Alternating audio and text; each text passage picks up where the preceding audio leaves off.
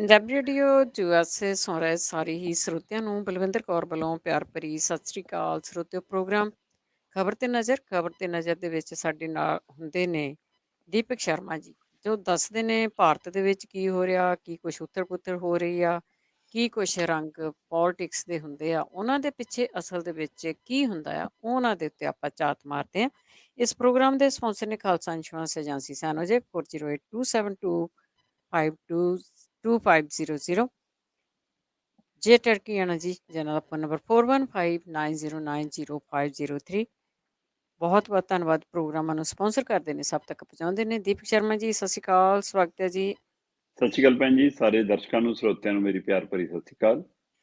ਤੇ ਜੀ ਆਪਾਂ ਚੱਲਦੇ ਹਾਂ ਜੋ ਭਾਰਤ ਦੇ ਵਿੱਚ ਹੁਣ ਹੋਰ ਹੋਣ ਵਾਲਾ ਆ, ਜਿਸ ਦੇ ਰੰਗ ਪਹਿਲਾਂ ਵੀ ਲੋਕੀ ਦੇਖ ਚੁੱਕੇ ਆ, ਉਸ ਦੇ ਮਾਰੇ ਅੱਜ ਤੱਕ ਨਹੀਂ ਉੱਠੇ ਨੋਟਬੰਦੀ। ਹੁਣ ਨੋਟਬੰਦੀ ਤਾਂ ਹੋ ਗਈ ਸੀ, ਵੋਟਬੰਦੀ ਹੋਈ ਨਹੀਂ ਗਈ, ਤੇ ਇਸ ਕਰਕੇ ਉਹ ਜਿਹੜਾ ਭਾਰਤ ਦਾ ਪ੍ਰਾਈਮ ਮਿਨਿਸਟਰ ਆ, ਉਹ ਬਾਰ-ਬਾਰ ਕੋਈ ਨਾ ਕੋਈ ਰੰਗ ਦਿਖਾਲਦਾ। 2000 ਦਾ ਨੋਟ ਬੰਦ ਕਰੂਗਾ। ਨੋਟਾਂ ਦਾ ਰੰਗ ਤਾਂ ਗੁਲਾਬੀ ਆ, ਪਰ ਕੰਮ ਇਹਨਾਂ ਦੇ ਕਾਲੇ ਆ। ਬਿਲਕੁਲ ਜੀ, ਇਹ ਗੁਲਾਬੀ ਨੋਟ ਜਦੋਂ ਆਇਆ ਸੀ ਤਦ ਤੋਂ ਹੀ ਇਹਦੀ ਇਸ ਗੱਲ ਨੂੰ ਲੈ ਕੇ ਚਰਚਾ ਸੀ ਕਿ ਇਹਨੇ ਰੰਗ ਵਟਾਉਣਾ, ਇਹਨੇ ਕਾਲੇ ਧੰਦੇ ਦੇ ਵਿੱਚ, ਕਾਲੀ ਬਲੈਕ ਮਨੀ ਦੇ ਵਿੱਚ ਵੱਡਾ ਯੋਗਦਾਨ ਪਾਉਣਾ, ਔਰ ਹੋਇਆ ਵੀ ਇਹ। 8 ਨਵੰਬਰ 2016 ਸਾਰਿਆਂ ਦੇ ਜ਼ਿਹਨ ਦੇ ਵਿੱਚ ਹੈ, ਜਦੋਂ ਅਚਾਨਕ 500 ਦਾ ਔਰ 1000 ਦਾ ਨੋਟ ਚੱਲਣ ਚੋਂ ਬਾਹਰ ਕਰ ਦਿੱਤਾ ਗਿਆ ਤੇ ਤੁਰੰਤ ਪ੍ਰਭਾਵ ਨਾਲ ਕਹਿਤਾ ਕਿ ਹੁਣ ਇਹ ਰੱਦੀ ਹੈ ਬਸ। ਤੇ ਉਸ ਤੋਂ ਬਾਅਦ ਹਫੜਾ ਤਫੜੀ ਇਹੋ ਜਿਹੀ ਮਚੀ ਮੁਲਕ ਦੇ ਅੰਦਰ, ਬੈਂਕਾਂ ਦੇ ਮੂਹਰੇ ਲਾਈਨਾਂ, ਜਾਨਾਂ ਜਾਣੀਆਂ ਲੋਕਾਂ ਦਾ ਆਪਣੇ 2-2 4-4 ਨੋਟ ਬਦਲਾਉਣ ਲਈ ਵੀ, ਪਰ ਜਿਨ੍ਹਾਂ ਦੇ ਲੱਖਾਂ ਕਰੋੜਾਂ ਦੇ ਨੋਟ ਸੀ ਉਹਨਾਂ ਦੇ ਬਦਲੇ ਵੀ ਗਏ ਤੇ ਬੈਂਕ ਕਹਿੰਦਾ ਜਿੰਨੇ ਛਾਪੇ ਸੀ ਉਹਦੇ ਨਾਲ ਵੱਧ ਸਾਡੇ ਕੋਲ ਆ ਵੀ ਗਏ। ਸੋ ਇਸ ਲਈ ਆਪਣੇ ਆਪ 'ਚ ਉਸ ਸਮੇਂ ਸਵਾਲ ਸੀਗਾ। ਪਰ 6.5 ਸਾਲ ਬਾਅਦ ਦੁਬਾਰਾ ਇੱਕ ਵਾਰ ਫਿਰ ਨੋਟਬੰਦੀ ਹੋਣਾ, ਔਰ ਇਸ ਨੋਟਬੰਦੀ ਨੂੰ ਹੁਣ ਉਹੇ ਜਿਹਾ ਹੀ ਨਾਂ ਦੇਣਾ ਜਿਹੋ ਜਿਹੀ ਪਹਿਲੀ ਨੋਟਬੰਦੀ ਨੂੰ ਦਿੱਤਾ ਗਿਆ। ਪਹਿਲੀ ਨੋਟਬੰਦੀ ਜਦੋਂ ਕੀਤੀ ਗਈ ਤਦ ਇਹ ਕਹਿ ਕੇ ਨੋਟਬੰਦੀ ਕੀਤੀ ਗਈ ਕਿ ਜੀ ਆਹ ਅਸੀਂ ਨੋਟ ਬੰਦ ਕਰ ਰਹੇ ਹਾਂ, ਇਹਦੇ ਨਾਲ ਜਿੰਨੀ ਬਲੈਕ ਮਨੀ ਪਈ ਆ ਉਹ ਮਿੱਟੀ ਹੋ ਜਾਣੀ ਆ, ਜਿੰਨਾ ਕਾਲਾ ਧਨ ਪਿਆ ਉਹ ਮਿੱਟੀ ਹੋ ਜਾਣਾ, ਉਹ ਬਾਹਰ ਰੂੜੀਆਂ ਤੇ ਰੁਲੂਗਾ। ਜਿਹੜੇ ਵਿਦੇਸ਼ਾਂ ਤੋਂ ਮਤਲਬ ਕਿ ਵਿਰੋਧੀ ਮੁਲਕ ਦੇਸ਼ ਦੇ ਸਾਡੇ ਖਿਲਾਫ ਪੈਸਾ ਇਕੱਠਾ ਕਰਦੇ ਨੇ, ਟੈਰਰਿਸਟਾਂ ਨੂੰ ਦਿੰਦੇ ਨੇ ਜੀ, ਨਸ਼ੇ ਵਾਲੇ ਸਮਗਲਰਾਂ ਨੂੰ ਦਿੰਦੇ ਨੇ ਜੀ, ਉਹਨਾਂ ਦਾ ਸਾਰਾ ਪੈਸਾ ਰਾਖ ਹੋ ਜਾਣਾ। ਭ੍ਰਿਸ਼ਟਾਚਾਰੀ ਖਤਮ ਹੋ ਜਾਣੀ ਹੈ, ਇਹਦੇ ਨਾਲ ਨਕੇਲ ਪੈ ਜਾਣੀ ਹੈ। ਸੋ ਇਸ ਲਈ ਜੀ ਨਕਲੀ ਨੋਟਾਂ ਦਾ ਕਾਰੋਬਾਰ ਬੰਦ ਹੋ ਜਾਣਾ। ਇਹ ਸਾਰੇ ਹਵਾਲੇ ਦੇ ਕੇ 500 ਦਾ ਤੇ 1000 ਦਾ ਨੋਟ ਬੰਦ ਕੀਤਾ ਗਿਆ। ਤੇ ਉਸ ਤੋਂ ਬਾਅਦ ਫਿਰ ਲੋਕਾਂ ਨੂੰ ਸੀਗਾ ਕਿ ਸ਼ਾਇਦ ਮਤਲਬ ਕਿ ਕੁਝ ਚੰਗਾ ਹੋਊਗਾ, ਪਰ ਹੋਇਆ ਕੀ ਜੀ, ਚਲੋ 200 ਦਾ ਨੋਟ ਨਵਾਂ ਲਿਆਂਦਾ ਤੁਸੀਂ, 500 ਦਾ ਨੋਟ ਫਿਰ ਉਹਦੇ ਬਦਲੇ 'ਚ ਨਵਾਂ ਆ ਗਿਆ, ਪਰ 1000 ਦੇ ਨੋਟ ਦੀ ਥਾਂ ਤੇ ਜਦੋਂ 2000 ਦਾ ਨੋਟ ਆਇਆ ਤਦ ਸਾਰੇ, ਚਾਹੇ ਆਰਥਿਕ ਮਾਹਰ ਸੀ, ਚਾਹੇ ਬੈਂਕਾਂ ਵਾਲੇ ਸੀ, ਚਾਹੇ ਰਾਜਨੀਤਿਕ ਤੌਰ ਤੇ ਸਮਝ ਵਾਲੇ ਸੀ, ਉਹ ਸਾਰੇ ਕਹਿੰਦੇ ਕਿ ਭਾਈ ਆਹ ਤਾਂ ਭ੍ਰਿਸ਼ਟਾਚਾਰੀ ਨੂੰ ਨਵਾਂ ਅੱਡਾ ਦਿੱਤਾ, ਆਹ ਬਲੈਕ ਮਨੀ ਨੂੰ ਨਵਾਂ ਅੱਡਾ ਦਿੱਤਾ, ਔਰ ਹੋਇਆ ਵੀ ਉਹੇ ਜਿਹਾ ਕੁਛ। ਸੋ ਇਸ ਲਈ ਕਹਿਣ ਨੂੰ ਗੁਲਾਬੀ ਰੰਗ ਦਾ ਨੋਟ ਸੀ, ਪਰ ਉਹਦੇ ਕੰਮ ਕਾਲੇ ਸੀ, ਕਿਉਂਕਿ ਉਹ ਸਾਰਾ ਕੁਝ ਲੋਕਾਂ ਨੂੰ ਉਹ ਨੋਟ, ਖਾਸ ਕਰ ਚਾਹੇ ਉਹ ਰਾਜਨੀਤਿਕ ਧਿਰ ਨੇ, ਚਾਹੇ ਉਹ ਵਪਾਰੀ ਅਦਾਰੇ ਨੇ, ਚਾਹੇ ਉਹ ਵੱਡੇ ਕਾਰਪੋਰੇਟ ਘਰਾਣੇ ਨੇ, ਚਾਹੇ ਉਹ ਕਿਸੇ ਨੇ ਪ੍ਰੋਜੈਕਟ ਪਾਸ ਕਰਾਉਣੇ ਨੇ, ਚਾਹੇ ਰਿਸ਼ਵਤ ਦੇਣੀ ਹੈ ਚਾਹੇ ਲੈਣੀ ਆ, ਉਹਨਾਂ ਨੂੰ ਨੋਟ ਸਹੇਜਣਾ, ਸੰਭਾਲਣਾ, ਢੋਣਾ, ਲਿਜਾਣਾ ਇੰਨਾ ਆਸਾਨ ਸੀ। ਸੋ ਇਸ ਲਈ ਉਲਟਾ ਉਹਨਾਂ ਦਾ ਕੰਮ ਤਾਂ ਆਸਾਨ ਕਰ ਦਿੱਤਾ ਗਿਆ। ਸੋ ਇਸ ਤੋਂ ਬਾਅਦ ਫਿਰ ਜਦੋਂ ਇਸ ਦਾ ਰੋਸ ਹੋਣ ਲੱਗਿਆ, ਵਿਰੋਧ ਹੋਣ ਲੱਗਿਆ, ਫਿਰ ਸਰਕਾਰ ਨੇ ਹੌਲੀ ਹੌਲੀ ਇਸ ਗੱਲ ਦਾ ਪ੍ਰਚਾਰ ਹੌਲੀ ਹੌਲੀ ਛੱਡਣਾ ਸ਼ੁਰੂ ਕੀਤਾ ਕਿ ਜੀ ਇਹ ਨੋਟ ਤਾਂ ਨਾ, ਭਾਰਤ ਦੇ ਅੰਦਰ ਜਿਹੜਾ ਨੋਟਾਂ ਦਾ ਪਸਾਰ ਸੀ, ਉਹਦੀ ਜਿਹੜੀ ਕਮੀ ਆ ਗਈ ਸੀ 500 ਦਾ 1000 ਦਾ ਨੋਟ ਬੰਦ ਕਰਕੇ, ਉਹਨੂੰ ਪੂਰਾ ਕਰਨ ਲਈ ਇਹ ਛਾਪਿਆ। ਤੇ ਹੌਲੀ ਹੌਲੀ ਫਿਰ ਅਸੀਂ ਇਹਦੀ ਦੇਖੋ ਜੀ ਛਪਾਈ ਬੰਦ ਕਰ। ਸਵਾਲ ਇਹ ਹੈ ਕਿ ਭਾਈ ਨੋਟ ਛਾਪਣ ਦੇ ਵੀ ਤਾਂ ਖਰਚਾ ਹੋਇਆ, ਨੋਟ ਲਿਆਉਣ ਤੇ ਦਾ ਵੀ ਖਰਚਾ ਹੋਇਆ, ਹੁਣ ਉਹ ਬੰਦ ਕਰਨ ਦੀ ਪ੍ਰਕਿਰਿਆ ਦਾ ਫਿਰ ਖਰਚਾ, ਫਿਰ ਨਵਾਂ ਫਿਰ ਲਿਆਉਣਾ। ਜੇ ਉਸੇ ਸਮੇਂ ਤੁਸੀਂ 1000 ਦਾ ਨੋਟ ਨਵਾਂ ਲਿਆਉਂਦੇ ਜਾਂ 500 ਦਾ ਨੋਟ ਹੀ ਰੱਖ ਲੈਂਦੇ, ਨਾ ਛਾਪਦੇ, ਸੋ 500 ਦਾ ਨੋਟ ਡਬਲ, ਜਿੰਨੇ ਚ 2000 ਦੇ ਨੋਟ ਛਾਪੇ ਨੇ ਉਹਨੇ ਚ 500 ਦੇ ਨੋਟ ਵੀ ਛਾਪ ਲੈਂਦੇ। ਸੋ ਇਸ ਲਈ ਆਹ ਹੁਣ ਤਰੀਕਾ ਕਹਿ ਕੇ, ਇਹ ਸਿੱਧਾ ਤਰੀਕਾ ਇਹੀ ਹੈ ਕਿ ਕੇਂਦਰ ਸਰਕਾਰ ਜਾਂ RBI ਦੇ ਰਾਹੀਂ ਹੁਣ ਇਹ ਆਪਣੀ ਗਲਤੀ ਲੁਕਾਈ ਜਾ ਰਹੀ ਹੈ, ਛੁਪਾਈ ਜਾ ਰਹੀ ਹੈ, ਇਹ ਦਮ ਭਰ ਕੇ ਕਿ ਜੀ ਹੁਣ ਦੇਖੋ ਅਸੀਂ 2000 ਦਾ ਨੋਟ ਬੰਦ ਕਰਤਾ, ਹੁਣ ਭ੍ਰਿਸ਼ਟਾਚਾਰ ਨੂੰ ਨੱਥ ਪੈ ਜੂ। ਭਾਈ ਜਦ ਲਿਆਂਦਾ ਸੀ, ਜਦ ਵੀ ਤੁਸੀਂ ਇਹੀ ਕਹਿੰਦੇ ਸੀ ਭ੍ਰਿਸ਼ਟਾਚਾਰ ਨੂੰ ਨੱਥ ਪੈ ਜੂ, ਹੁਣ ਕਹਿੰਦੇ ਬੰਦ ਹੋਣਾ ਨੱਥ ਪੈ ਜੂ। ਇਸ ਲਈ ਇਹ ਦੋਹਰਾ ਮਾਪਦੰਡ ਆਪਣੀ ਗਲਤੀ, ਆਪਣੀ ਕੁਤਾਹੀ ਲੁਕਾਉਣ ਲਈ ਹੈ। ਮੈਂ ਕੁਝ ਤੱਥ ਦੇਖ ਰਿਹਾ ਸੀ, ਉਹ ਤੱਥਾਂ ਦੇ ਹਵਾਲੇ ਨਾਲ ਇਹ ਗੱਲ ਸਾਹਮਣੇ ਆਉਂਦੀ ਹੈ ਕਿ 2016-17 ਦੇ ਵਿੱਚ ਵੱਡੀ ਤਾਦਾਦ ਦੇ ਵਿੱਚ 2000 ਦਾ ਨੋਟ ਛਾਪਿਆ ਗਿਆ। ਕਰੀਬ 350 ਕਰੋੜ ਨੋਟ 2016-17 ਚ ਛਾਪੇ 2000 ਦੇ। ਫਿਰ 2017-18 ਚ ਗਿਣਤੀ ਘਟਾ ਕੇ 15 ਕਰੋੜ ਕਰ ਲਈ। ਕਹਿੰਦੇ ਜੀ 15 ਕਰੋੜ 10 ਕੁ ਲੱਖ ਨੋਟ 2000 ਦੇ, ਫਿਰ 2017-18 ਛਾਪੇ। 2018-19 ਦੇ ਵਿੱਚ 5 ਕਰੋੜ ਤੋਂ ਵੀ ਘੱਟ ਨੋਟ ਛਾਪੇ। 4 ਕਰੋੜ 70 ਕੁ ਲੱਖ ਦੇ ਕਰੀਬ 2000 ਦੇ ਨੋਟਾਂ ਦੀ ਛਪਾਈ ਹੋਈ। ਸੋ ਕੁੱਲ ਇਹ ਜੀ ਨੋਟ 370 ਕਰੋੜ ਦੇ ਕਰੀਬ ਲਗਭਗ 2000 ਦੇ ਨੋਟਾਂ ਦੀ ਛਪਾਈ ਹੋਈ, ਜਿਹਦੇ ਨਾਲ 7.40 ਲੱਖ ਕਰੋੜ ਰਾਸ਼ੀ ਸਰਕਲ 'ਚ ਘੁੰਮੀ। ਪਰ 2019 ਦੇ ਵਿੱਚ ਇਹ ਨੋਟ ਦੀ ਛਪਾਈ 4 ਕਰੋੜ 70 ਲੱਖ ਨੋਟ ਛਾਪਣ ਤੋਂ ਬਾਅਦ ਲਗਭਗ ਬੰਦ ਹੋ ਗਈ। ਫਿਰ ਨਾ 19-20 ਚ ਛਪਿਆ, ਨਾ 20-21 ਛਪਿਆ, ਨਾ 22-23। ਸੋ ਇਸ ਲਈ ਬਹੁਤ ਸਮੇਂ ਪਹਿਲਾਂ ਅਸੀਂ ਆਪਣੇ ਦਰਸ਼ਕਾਂ ਨੂੰ, ਆਪਣੇ ਸਰੋਤਿਆਂ ਨੂੰ ਜਾਂ ਵੱਖ-ਵੱਖ ਮਾਧਿਅਮ ਰਾਹੀਂ ਜਿੱਥੇ ਮੈਨੂੰ ਗੱਲ ਕਰਨ ਦਾ ਮੌਕਾ ਹੁੰਦਾ, ਮੈਂ ਉਹ ਧਿਆਨ 'ਚ ਲਿਆਉਂਦਾ ਰਿਹਾ ਕਿ ਭਾਈ ਆਹ ਖੇਡ ਸ਼ੁਰੂ ਹੋ ਗਿਆ। 2000 ਦਾ ਨੋਟ ਹੁਣ ਸਰਕਾਰ ਨੇ ਬੰਦ ਕਰਨਾ ਹੀ ਕਰਨਾ, ਕਿਉਂਕਿ ਸਰਕਾਰ ਦਾ ਇਹਦੇ ਵਿੱਚ ਨਾਕਾਮੀ ਵੀ ਹੋ ਗਈ, ਸਰਕਾਰ ਇਹਦੇ ਵਿੱਚ ਫਸ ਵੀ ਗਈ, ਬਦਨਾਮੀ ਵੀ ਹੋ ਰਹੀ ਹੈ ਕਿ ਜੀ ਇਹਦੇ ਨਾਲ ਭ੍ਰਿਸ਼ਟਾਚਾਰ ਵੀ ਮਹਿੰਗੀ ਹੋ ਗਈ, ਰਿਸ਼ਵਤ ਵੀ ਮਹਿੰਗੀ ਹੋ ਗਈ, ਕਾਲਾ ਧਨ ਵੀ ਉਵੇਂ ਹੀ ਹੈ, ਨੋਟ ਛਪਣੋਂ ਵੀ ਨਹੀਂ ਰੁਕੇ। ਤੁਸੀਂ ਕਹਿੰਦੇ ਸੀ ਨਕਲੀ ਨੋਟ ਨਹੀਂ ਬਣਨਗੇ, ਇਹਦੇ ਕਾਗਜ਼ ਇੰਨਾ ਘਟੀਆ ਰੰਗ ਉੱਡ ਜਾਂਦਾ ਇਹਦਾ, ਇੱਕੋ ਮਸ਼ੀਨ ਚੋਂ ਨਿਕਲੇ ਨੋਟ ਅੱਡੋ ਅੱਡ ਤਰ੍ਹਾਂ ਦੇ ਨੇ, ਕਟਿੰਗ ਅੱਡੋ ਅੱਡ ਤਰ੍ਹਾਂ ਦੀ ਆ।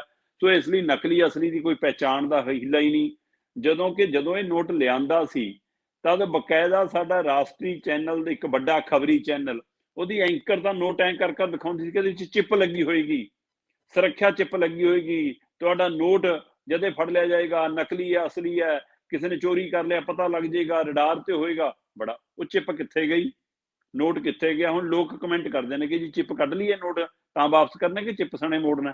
ਸੋ ਇਸ ਲਈ ਇਸ ਸਥਿਤੀ 'ਚ ਲਿਆ ਕੇ ਖੜਾ ਕੀਤਾ। ਪਰ ਜਿੱਥੋਂ ਤੱਕ ਹੁਣ ਫਿਕਰਮੰਦੀ ਵਾਲੀ ਗੱਲ ਹੈ, ਉਹ ਫਿਕਰਮੰਦੀ ਅਜੇ ਵੀ ਸਧਾਰਨ ਲੋਕਾਂ ਨੂੰ, ਬੜੇ ਘਰਾਣਿਆਂ ਲਈ ਕੋਈ ਫਿਕਰਮੰਦੀ ਨਹੀਂ, ਕਿਉਂਕਿ ਉਹਦੇ ਦੋ ਪਹਿਲੂ ਨੇ। ਪਹਿਲੀ ਗੱਲ ਤਾਂ ਇਹ ਹੈ ਕਿ ਕਹਿੰਦੇ ਜੀ ਜਿਹਦੇ ਕੋਲ ਨੋਟ ਹੈਗੇ ਨੇ ਬੈਂਕ 'ਚ ਜਿੰਨੇ ਮਰਜ਼ੀ ਜਮ੍ਹਾਂ ਕਰਾ ਸਕਦਾ, ਜਿਹਦੇ ਕੋਲ ਬੈਂਕ ਖਾਤਾ ਨਹੀਂ ਹੈਗਾ ਉਹ ਸਿਰਫ 10 ਨੋਟ ਬਦਲਾ ਸਕਦਾ। ਹੁਣ ਇੱਥੇ ਆ ਕੇ ਮਸਲਾ ਕਰਨਾ, ਬੇਸ਼ੱਕ ਇਹ ਨੋਟਬੰਦੀ 2 ਦੇ ਵਿੱਚ ਪਹਿਲਾਂ ਵਾਂਗ ਲੰਬੀਆਂ ਲਾਈਨਾਂ ਨਾ ਦਿਖਣ, ਪਰ ਫਿਕਰਮੰਦੀ ਪਹਿਲਾਂ ਵਾਲੀ ਉਹ ਦਿਖੂਗੀ। ਅਫਰਾ ਤਫਰੀ, ਜਿਹੜੇ ਗਰੀਬ ਲੇਬਰ ਮਜ਼ਦੂਰ ਦੁਕਾਨਦਾਰ ਛੋਟੇ ਘਰੇਲੂ ਕਿਸੇ ਬੀਬੀ ਭੈਣ ਕੋਲ 2000 ਦੇ 4 ਨੋਟ ਵੀ ਨੇ ਨਾ, ਉਹਨੂੰ ਵੀ ਫਿਕਰ ਰਹਿਣਾ ਹੁਣ ਫਿਰ ਕਿ ਲੈ ਭਾਈ ਕੋਈ ਮੇਰੇ ਨਾਲ ਫਿਰ ਲੋਚਾ ਨਾ ਹੋ ਜਾਵੇ, ਸੋ ਮੇਰੇ ਨਾਲ ਫਿਰ ਕੋਈ ਧੋਖਾਧੜੀ ਨਾ ਹੋ ਜਾਵੇ। ਪਰ ਇਹ ਕਹਿੰਦੇ ਜੀ ਬੈਂਕ ਖਾਤੇ 'ਚ ਜਿੰਨੇ ਮਰਜ਼ੀ ਜਮ੍ਹਾਂ ਕਰਾ ਲਓ, ਕੋਈ ਮਸਲਾ ਨਹੀਂ, ਕਿਉਂਕਿ ਇੱਕ ਸਾਲ 'ਚ ਤੁਸੀਂ ਆਪਣੇ ਸੇਵਿੰਗ ਖਾਤੇ 'ਚ 10 ਲੱਖ ਤੱਕ ਦੀ ਰਾਸ਼ੀ ਜਮ੍ਹਾਂ ਕਰਾ ਸਕਦੇ ਹੋ। 49,900 ਰੁਪਈਆ ਤੁਸੀਂ ਬਿਨਾਂ ਪੈਨ ਕਾਰਡ ਤੋਂ ਆਪਣੇ ਖਾਤੇ 'ਚ ਜਮ੍ਹਾਂ ਕਰਾ ਸਕਦੇ ਹੋ। ਪਰ ਜੇ 10 ਲੱਖ ਤੋਂ ਉੱਪਰ ਸਾਲ ਦੀ ਰਾਸ਼ੀ ਹੋ ਜਾਂਦੀ ਹੈ, ਫਿਰ ਤੁਹਾਨੂੰ ਮਤਲਬ ਨੋਟਿਸ ਵੀ ਆ ਸਕਦਾ ਹੈ ਇਨਕਮ ਟੈਕਸ ਵਿਭਾਗ ਦਾ, ਜਾਂ ਫਿਰ ਜੇਕਰ ਤੁਹਾਡਾ ਕਰੰਟ ਅਕਾਊਂਟ ਤੁਸੀਂ ਜਿੰਨੇ ਮਰਜ਼ੀ ਜਮ੍ਹਾਂ ਕਰਾ ਸਕਦੇ ਹੋ, ਉੱਥੇ ਆਪਣਾ ਆਪ ਹੀ ਸੀਏ ਨੇ ਹਿਸਾਬ ਕਿਤਾਬ ਲੈਣਾ। ਇਸ ਲਈ ਜਿਹੜੇ ਬੜੇ ਘਰਾਣਿਆਂ ਕੋਲ ਜੇ ਨੋਟ ਪਏ ਹੋਣਗੇ ਉਹਨਾਂ ਨੂੰ ਬਦਲਣ ਲਈ ਕੋਈ ਮੁਸ਼ਕਲ ਨਹੀਂ। ਮੁਸ਼ਕਲ ਫਿਰ ਉਹਨੂੰ ਆਉਣੀ ਆ ਜਿਹਦਾ ਬੈਂਕ ਖਾਤਾ ਨਹੀਂ ਆ ਤੇ ਜਿਹੜਾ ਚਾਹੁੰਦਾ ਕਿ ਮੇਰਾ 2000 ਦੇ ਨੋਟ ਲੈ ਲਓ, ਮੈਨੂੰ ਉਹਦੇ ਬਦਲੇ 500 ਦੇ, 100 ਦੇ, 200 ਦੇ ਨੋਟ ਦੇ ਦਿਓ, ਤੇ ਉੱਥੇ ਕਹਿਣਗੇ ਨਾ ਤੇਰੇ 10 ਨੋਟ ਬਦਲੇ ਜਾਣਗੇ। ਸੋ ਇਸ ਲਈ ਹੁਕਮ ਆਰਬੀਆਈ ਨੇ ਸੁਣਾਇਆ। ਕਿਉਂ ਮੋਦੀ ਜੀ ਹੁਣ ਕਿਉਂ ਨਹੀਂ ਸਾਹਮਣੇ ਆਏ? ਨੋਟਬੰਦੀ ਦੇ ਸਮੇਂ ਮੋਦੀ ਜੀ ਨੇ ਆਪਣੀ ਪਿੱਠ ਥਪਥ ਪਾਈ ਸੀ, ਬੜਾ ਕੁਝ ਗਾਇਆ ਸੀ, ਬੜਾ ਕੁਝ ਵਾਅਦਾ ਕੀਤਾ ਸੀ, ਨਕਲੀ ਨੋਟਾਂ ਦਾ ਕਾਰੋਬਾਰ, ਨੈਕਸਸ ਤੋੜਨਾ, ਨਸ਼ਿਆਂ ਦਾ, ਹਥਿਆਰਾਂ ਦਾ, ਫਿਰ ਇਹ ਜੀ ਕਾਲਾ ਧਨ, ਇਹ ਜੀ ਭ੍ਰਿਸ਼ਟਾਚਾਰੀ। ਤੇ ਹੁਣ ਪਤਾ ਹੈ ਕਿ ਹੁਣ ਇਹਦੇ ਤੇ ਸਵਾਲ ਹੋਣਗੇ, ਇਸ ਲਈ ਹੁਣ ਆਰਬੀਆਈ ਤੋਂ ਕਹਾ ਤਾ। ਤੇ ਪਰ ਇਹਦਾ ਜਾਪਾਨੀ ਕਨੈਕਸ਼ਨ ਮੈਨੂੰ ਸਮਝ ਨਹੀਂ ਆਇਆ ਕਿ ਜਾਪਾਨੀ ਕਨੈਕਸ਼ਨ ਕੀ ਆ। 8 ਨਵੰਬਰ 2016 ਨੂੰ ਜਦੋਂ ਨੋਟਬੰਦੀ ਹੋਈ, ਨੋਟਬੰਦੀ ਕਰਨ ਤੋਂ ਬਾਅਦ 12 ਨਵੰਬਰ ਨੂੰ ਮੋਦੀ ਜੀ ਜਾਪਾਨ ਨੂੰ ਉੜ ਗਏ ਸੀਗੇ, ਜਾਪਾਨ ਦੀ ਯਾਤਰਾ ਤੇ ਚਲੇ ਗਏ। ਤੇ ਹੁਣ 19 ਮਈ 2023 ਨੂੰ ਜਦੋਂ ਦੂਜੀ ਵਾਰ ਨੋਟਬੰਦੀ ਦਾ ਐਲਾਨ ਹੋਇਆ, ਬੇਸ਼ੱਕ ਐਲਾਨ ਐਕਟੀ ਆਰਬੀਆਈ ਨੇ ਕੀਤਾ, ਪਰ ਇਸ ਦੌਰਾਨ ਮੋਦੀ ਜੀ ਜਾਪਾਨ ਬੈਠੇ ਨੇ। ਸੋ ਕੀ ਇਹ ਕੋਈ ਜਾਪਾਨ ਕਨੈਕਸ਼ਨ ਵੀ ਹੈ? ਇਹਦੀ ਚਰਚਾ ਵੀ ਖੂਬ ਹੈ। ਪਰ ਆਰਬੀਆਈ ਨੇ ਕਿਹਾ ਕਿ ਲੋਕਾਂ ਨੂੰ ਫਿਕਰ ਕਰਨ ਦੀ ਲੋੜ ਨਹੀਂ, ਘਬਰਾਉਣ ਦੀ ਲੋੜ ਨਹੀਂ, ਚਿੰਤਾ ਦੀ ਲੋੜ ਨਹੀਂ, ਕਿਉਂਕਿ ਅਸੀਂ 2000 ਦਾ ਨੋਟ ਆ ਜਿਹੜਾ ਤੁਸੀਂ ਉਹਨੂੰ ਬੈਂਕ 'ਚ ਜਾ ਕੇ ਜੇ ਬਦਲਾਉਣਾ ਹੈ ਤਾਂ 10 ਨੋਟ ਲੈ ਜਾਓ, ਤੁਹਾਡੇ ਬਦਲੇ ਜਾਣਗੇ, ਪਰ ਤੁਹਾਡਾ ਖਾਤਾ ਨਹੀਂ। ਜੇ ਖਾਤਾ ਹੈ ਤਾਂ ਖਾਤੇ 'ਚ ਜਮ੍ਹਾਂ ਕਰਾ ਦਿਓ, ਕੋਈ ਮਸਲਾ ਨਹੀਂ। ਫਿਰ ਖਾਤੇ 'ਚ ਲਿਮਟ ਕੋਈ ਨਹੀਂ, ਜਿੰਨੇ ਮਰਜ਼ੀ ਨੋਟ ਜਮ੍ਹਾਂ ਕਰਾ ਸਕਦੇ ਹੋ। ਬਸ ਫਿਰ ਉਹਦੀ ਨਜ਼ਰਸਾਨੀ ਹੈ ਕਿ ਪੈਨ ਕਾਰਡ ਵਾਲਾ ਹੈ, ਬਿਨਾਂ ਪੈਨ ਕਾਰਡ ਵਾਲਾ ਹੈ, ਜਾਂ ਮਤਲਬ ਕਿ ਤੁਹਾਡਾ ਕਰੰਟ ਅਕਾਊਂਟ ਹੈ, ਕਿਸੇ ਵੀ ਅਕਾਊਂਟ ਹੈ। ਸੋ ਇਸ ਹਵਾਲੇ ਨਾਲ ਹੋ ਸਕਦਾ। ਪਰ ਹੁਣ ਸਵਾਲ ਇਹ ਹੈ ਕਿ ਪਿਛਲੇ 2018-19 ਤੋਂ ਨੋਟ ਛਪਣਾ ਬੰਦ ਹੋ ਗਿਆ ਸੀ ਜੀ। ਉਸ ਤੋਂ ਬਾਅਦ ਇਹ ਨੋਟ ਨੂੰ ਏਟੀਐਮ ਚੋਂ ਨਿਕਲਣਾ ਬੰਦ ਹੋ ਗਿਆ ਸੀ। ਉਸ ਤੋਂ ਬਾਅਦ ਬੈਂਕਾਂ ਨੇ ਵੀ ਇਹ ਨੋਟ ਲਗਭਗ ਦੇਣਾ ਬੰਦ ਕਰਤਾ ਸੀ। ਬੈਂਕਾਂ ਨੂੰ ਚੁੱਪ ਕਰਕੇ ਹਦਾਇਤ ਆ ਗਈ ਸੀ ਕਿ ਜੇ 2000 ਦਾ ਨੋਟ ਕੋਈ ਜਮ੍ਹਾਂ ਕਰਾ ਕੇ ਜਾਂਦਾ ਉਹਨੂੰ ਵਾਪਸ ਲਈ ਜਾਓ। ਸੋ ਹੁਣ ਇਸ ਆਪਣੀ ਗਲਤੀ ਸੁਧਾਰ ਨੂੰ ਵੀ ਇਹ ਗੋਗਾ ਗਾ ਰਹੇ ਨੇ ਕਿ ਨਹੀਂ ਜੀ ਅਸੀਂ ਤਾਂ ਮਤਲਬ ਕਿ ਲੋਕਾਂ ਦੀ ਸਹਾਇਤਾ ਲਈ ਕਰ ਰਹੇ ਹਾਂ। ਹੋ ਸਕਦਾ ਹੁਣ ਕੋਈ ਨਵਾਂ ਸ਼ੋਸ਼ਾ ਆ ਜਾਵੇ, ਹੈਰਾਨ ਹੋਣ ਦੀ ਲੋੜ ਨਹੀਂ ਜੇ 700 ਦਾ ਜਾਂ 300 ਦਾ ਨੋਟ ਆ ਜਾਵੇ ਬਾਜ਼ਾਰ 'ਚ। ਇਸ ਲਈ ਮੋਦੀ ਜੀ ਕੁਛ ਵੀ ਕਰ ਸਕਦੇ ਆ, ਕੋਈ ਵੀ ਨਵਾਂ ਤਰੀਕਾ ਅਪਣਾ ਸਕਦੇ ਆ, ਪਰ ਇਹਦੇ ਨਾਲ ਕਾਲੇ ਧਨ ਵਾਲਾ ਸੱਚ ਸਾਹਮਣੇ ਹੈਗਾ। ਤੁਸੀਂ ਇਹ ਨੋਟ ਕਰੋ ਕਿ 8 ਨਵੰਬਰ 2016 ਦੀ ਨੋਟਬੰਦੀ ਤੋਂ ਬਾਅਦ, ਚਾਹੇ ਇਨਕਮ ਟੈਕਸ ਦੀ ਰੇਡ ਹੈ, ਚਾਹੇ ਈਡੀ ਦੀ ਰੇਡ ਹੈ, ਚਾਹੇ ਸੀਬੀਆਈ ਦੀ ਰੇਡ ਹੈ, ਚਾਹੇ ਕੇਂਦਰੀ ਕਿਸੇ ਏਜੰਸੀਆਂ ਦੀਆਂ ਆਪਣੇ ਆਪਣੇ ਸੂਬਿਆਂ 'ਚ ਕੋਈ ਰੇਡ ਨੇ, ਚਾਹੇ ਉਹ ਅਧਿਕਾਰੀਆਂ ਤੇ ਰੇਡ ਹੈ, ਚਾਹੇ ਉਹ ਕਿਸੇ ਕਾਰੋਬਾਰੀਆਂ ਤੇ ਰੇਡ ਹੈ, ਚਾਹੇ ਉਹ ਕਿਸੇ ਰਾਜਨੀਤਿਕ ਲੀਡਰਾਂ ਤੇ ਰੇਡ ਹੈ, ਉਹਨਾਂ ਰੇਡ ਦੇ ਵਿੱਚ ਜਿੰਨੇ ਨੋਟ ਬਰਾਮਦ ਹੋਏ ਉਹ 'ਚ 80 ਤੋਂ 90% ਨੋਟ 2000 ਦੇ ਸੀ। ਸੋ ਇਸ ਲਈ ਲੰਬਾ ਰਿਕਾਰਡ ਪਿਆ ਕਿ 2000 ਦੇ ਨੋਟ, ਤੁਸੀਂ ਇਹ ਦੇਖੋ ਕਿ ਪਿਛਲੇ ਦਿਨੀ ਜਦੋਂ ਇਹ 2000 ਦੇ ਨੋਟ ਛਪਣ ਤੋਂ ਬਾਅਦ ਮੈਂ ਦੇਖ ਰਿਹਾ ਸੀਗਾ 6 ਵੱਡੀਆਂ ਕਾਰਵਾਈਆਂ ਨੇ। 6 ਵੱਡੀਆਂ ਕਾਰਵਾਈਆਂ 'ਚ 600 ਕਰੋੜ ਤੋਂ ਜ਼ਿਆਦਾ ਨਗਦੀ ਫੜ ਹੋਈ ਹੈ, ਜਿਹੜੀ ਜਦ ਤੱਕ 2000 ਦੇ ਨੋਟ ਦੇ ਵਿੱਚ ਹੈ। ਜਿਵੇਂ ਕਾਨਪੁਰ ਦੇ ਵਿੱਚ ਜਿਹੜਾ ਉਹ ਸੈਂਟ ਦਾ ਇੱਕ ਕਾਰੋਬਾਰੀ ਸੀਗਾ, ਕੀ ਕਹਿੰਦੇ ਉਹਨੂੰ, ਮਤਲਬ ਕਿ ਜਿਹੜਾ ਹੈ ਨਾ, ਅਸੀਂ ਉਹ ਇਤਰ ਦੇਸੀ ਜਿਹੜਾ ਉਹ ਬਣਾਉਂਦੇ ਨੇ, ਉਹ ਬਣਾਉਣ ਲਈ ਕਾਰਵਾਈ ਸੀ, ਉਹਦੀ 284 ਕਰੋੜ ਰੁਪਇਆ ਫੜ ਹੋਇਆ। ਉਹ 'ਚ ਜ਼ਿਆਦਾਤਰ ਨੋਟ ਸਾਰੇ 2000 ਵਾਲੇ ਸੀਗੇ। ਇਸੇ ਤਰ੍ਹਾਂ ਹੈਦਰਾਬਾਦ ਦੇ ਵਿੱਚ ਇੱਕ ਦਵਾਈ ਕੰਪਨੀ ਵਾਲਾ ਫੜਿਆ, 142 ਕਰੋੜ ਤੋਂ ਵੱਧ ਨਗਦੀ ਬਰਾਮਦ ਹੋਈ ਤੇ ਉਹ 'ਚ ਨੋਟ ਸਾਰੇ 2000 ਦੇ ਸੀ। ਇਸੇ ਤਰ੍ਹਾਂ ਮੁਖਰਜੀ, ਅਪ੍ਰਿਤਾ ਮੁਖਰਜੀ, 50 ਕਰੋੜ ਰੁਪਈਆ, ਪੱਛਮੀ ਬੰਗਾਲ ਦਾ ਸਿੱਖਿਆ ਮੰਤਰੀ ਰਿਹਾ ਹੈ ਨਾ, ਪਾਤਰ ਚੈਟਰਜੀ ਦਾ ਨੇੜਲਾ ਬੰਦਾ, ਉਹ ਤੋਂ ਫੜ ਹੋਈ ਜੀ, ਕਹਿੰਦੇ ਜੀ 50 ਕਰੋੜ ਨਗਦੀ ਫੜ ਹੋਈ, ਜ਼ਿਆਦਾਤਰ ਨੋਟ ਸਾਰੇ 2000 ਵਾਲੇ। ਇਸੇ ਤਰ੍ਹਾਂ 38 ਕਰੋੜ ਇੱਕ ਕੰਪਨੀ ਦੇ ਐਮਡੀ ਤੋਂ ਫੜੇ ਤੇ ਕਹਿੰਦੇ ਜੀ ਉਹਦੇ ਵਿੱਚ ਨੋਟ ਸਾਰੇ 2000 ਦੇ। 16 ਕਰੋੜ ਬੰਗਾਲ ਦੇ ਇੱਕ ਬਿਜ਼ਨਸਮੈਨ ਤੋਂ ਫੜੇ, ਨੋਟ ਸਾਰੇ 2000 ਦੇ। ਇਸੇ ਤਰ੍ਹਾਂ ਕਿੰਨੇ ਹੀ ਅਜਿਹੀਆਂ ਘਟਨਾਵਾਂ ਸਾਹਮਣੇ ਨੇ ਜਿਹੜਾ ਇਤਿਹਾਸ ਦੱਸਦਾ ਕਿ 2000 ਦੇ ਨੋਟ ਹੀ ਬਰਾਮਦ ਹੋਏ। ਇਹਦਾ ਮਤਲਬ 2000 ਦਾ ਨੋਟ ਵੱਡਾ ਕਾਲਾ ਧਨ। ਸੋ ਹੁਣ ਸਵਾਲ ਇਹ ਹੈ ਕਿ ਜਦੋਂ ਤੁਸੀਂ 500 ਤੇ 1000 ਦਾ ਨੋਟ ਬੰਦ ਕੀਤਾ ਸੀ ਤਾਂ ਉਹਦੇ ਬਾਵਜੂਦ ਵੀ ਤੁਸੀਂ ਕਹਿੰਦੇ ਹੋ ਸਾਰੇ ਨੋਟ ਵਾਪਸ ਆ ਗਏ ਜੀ, ਉਲਟਾ ਵੱਧ ਆ ਗਏ। ਕਿੱਥੇ ਗਿਆ ਕਾਲਾ ਧਨ? ਤਾਂ ਲੱਭੇ ਹੀ ਨਹੀਂ ਸੀ। ਹੁਣ ਫੇਰ ਸਵਾਲ ਇਹ ਹੈ ਕਿ ਜੇ 2000 ਦੇ ਨੋਟ ਦੇ ਵਿੱਚ ਕਾਲਾ ਧਨ ਲੋਕਾਂ ਨੇ ਸਹੇਜ ਲਿਆ, ਕਿਉਂਕਿ ਤੁਸੀਂ ਕਹਿੰਦੇ ਹੋ ਅਸੀਂ ਵਾਪਸ ਬੁਲਾ ਲਿਆ, ਪਰ ਅਜੇ ਬਾਜ਼ਾਰ 'ਚ ਹੈਗਾ, ਪਰ ਲੋਕਾਂ ਦੀ ਦੁਕਾਨਾਂ 'ਚ ਜੇਬਾਂ 'ਚ ਹੈ ਨਹੀਂਗਾ, ਤਾਂ ਕਿਹਨੇ ਸਹੇਜ ਕੇ ਰੱਖਿਆ? ਉਹ ਫਿਰ ਕਿੱਥੋਂ ਨਿਕਲਣਾ? ਉਹਨਾਂ ਦੇ ਬਦਲਣ ਦਾ ਹੱਲ ਫੇਰ ਹੋਣਾ। ਇਸ ਨੂੰ ਰਾਜਨੀਤਿਕ ਤੌਰ ਤੇ ਵੀ ਸਮਝਣ ਦੀ ਲੋੜ ਆ, ਇਸ ਦਾ ਅਗਲੀਆਂ ਚੋਣਾਂ ਨਾਲ ਸੰਬੰਧ ਸਮਝਣ ਦੀ ਵੀ ਲੋੜ ਹੈ। ਤੇ ਇਹ ਸਪਸ਼ਟ ਹੈ ਜੀ ਕਿ ਬੇਸ਼ੱਕ ਇਹ ਗੁਲਾਬੀ ਨੋਟ ਸੀ, ਪਰ ਕੰਮ ਇਹਦੇ ਕਾਲੇ ਸੀ। ਇਹ ਕਾਲੇ ਧੰਦਿਆਂ ਲਈ ਦੱਬ ਕੇ ਚੱਲਿਆ, ਵਰਤਿਆ ਹੈ। ਸੱਤਾਧਾਰੀ ਧਿਰਾਂ ਨੇ ਵੀ, ਵਿਰੋਧੀ ਧਿਰਾਂ ਨੇ ਵੀ, ਰਾਜਨੀਤਿਕ ਧਿਰਾਂ ਨੇ ਵੀ, ਕਾਰਪੋਰੇਟ ਘਰਾਣਿਆਂ ਨੇ ਵੀ ਇਸ ਨੂੰ ਆਪਣੇ ਹਿੱਤਾਂ ਲਈ ਵੀ ਵਰਤਿਆ ਤੇ ਅੱਜ ਸੇਜ ਕੇ ਵੀ ਰੱਖਿਆ ਹੋਣਾ। ਉਹਨਾਂ ਨੇ ਫਿਰ ਚੁੱਪ ਕਰਕੇ ਬੈਂਕਾਂ ਨੇ ਘਰੇ ਆ ਕੇ ਬਦਲ ਜਾਣਾ ਉਹਨਾਂ ਦਾ। ਲਾਈਨਾਂ 'ਚ ਧੱਕੇ ਜੇ ਖਾਣੇ ਤਾਂ ਆਮ ਲੋਕਾਂ ਨੇ ਖਾਣੇ, ਫਿਕਰਮੰਦੀ ਜੇ ਕਰਾਉਣੀ ਆਮ ਲੋਕਾਂ ਨੂੰ ਹੋਣੀ। ਸੋ ਇਹ ਗੁਲਾਬੀ ਨੋਟ ਦੇ ਕਾਲੇ ਕਾਰਨਾਮਿਆਂ ਨੇ ਇੱਕ ਵਾਰ ਫਿਰ ਸਰਕਾਰ ਦੀਆਂ ਕਾਲੀਆਂ ਨੀਤੀਆਂ ਵੀ ਉਜਾਗਰ ਕਰ ਦਿੱਤੀਆਂ। ਬਿਲਕੁਲ ਜੀ, ਭ੍ਰਿਸ਼ਟ ਸਰਕਾਰਾਂ ਆ, ਭ੍ਰਿਸ਼ਟਾਚਾਰ ਖਤਮ ਨਹੀਂ ਕਰ ਸਕਦੀਆਂ ਉਹ ਤਾਂ ਖੁਦ ਭ੍ਰਿਸ਼ਟ ਹੁੰਦੀਆਂ ਆ। ਤੇ ਅੱਗੇ ਗੱਲ ਕਰਦੇ ਹਾਂ, ਭਾਰਤ ਵਿੱਚ ਛੇਤੀ ਜਿਹੜੀਆਂ ਸਰਕਾਰੀ ਬੈਂਕਾਂ ਆ ਉਹ ਪ੍ਰਾਈਵੇਟ ਹੋਣਗੀਆਂ? ਨਹੀਂ, ਦੇਖੋ ਪ੍ਰਾਈਵੇਟ ਕਰਨ ਤਾਂ ਮੁਲਕ ਦੇ ਵਿੱਚ ਲਗਾਤਾਰ ਹੀ ਜਾਰੀ ਹੈ ਜੀ। ਚਾਹੇ ਉਹ ਰੇਲਵੇ ਦਾ ਹੋਵੇ, ਚਾਹੇ ਹਵਾਈ ਅੱਡਿਆਂ ਦਾ ਹੋਵੇ, ਚਾਹੇ ਹਵਾਈ ਜਹਾਜ਼ ਦਾ ਹੋਵੇ, ਰੇਲ ਦੇ ਡੱਬੇ ਤੱਕ, ਰੇਲ ਗੱਡੀਆਂ ਤੱਕ ਪ੍ਰਾਈਵੇਟ ਕਰਤੀਆਂ, ਰੇਲਵੇ ਸਟੇਸ਼ਨ ਤੱਕ ਪ੍ਰਾਈਵੇਟ ਕਰਤੇ, ਬੱਸ ਅੱਡੇ ਤੱਕ ਪ੍ਰਾਈਵੇਟ ਘਰਾਣਿਆਂ ਨੂੰ ਦੇਣ ਦੀ ਤਿਆਰੀਆਂ ਹੋ ਗਈਆਂ।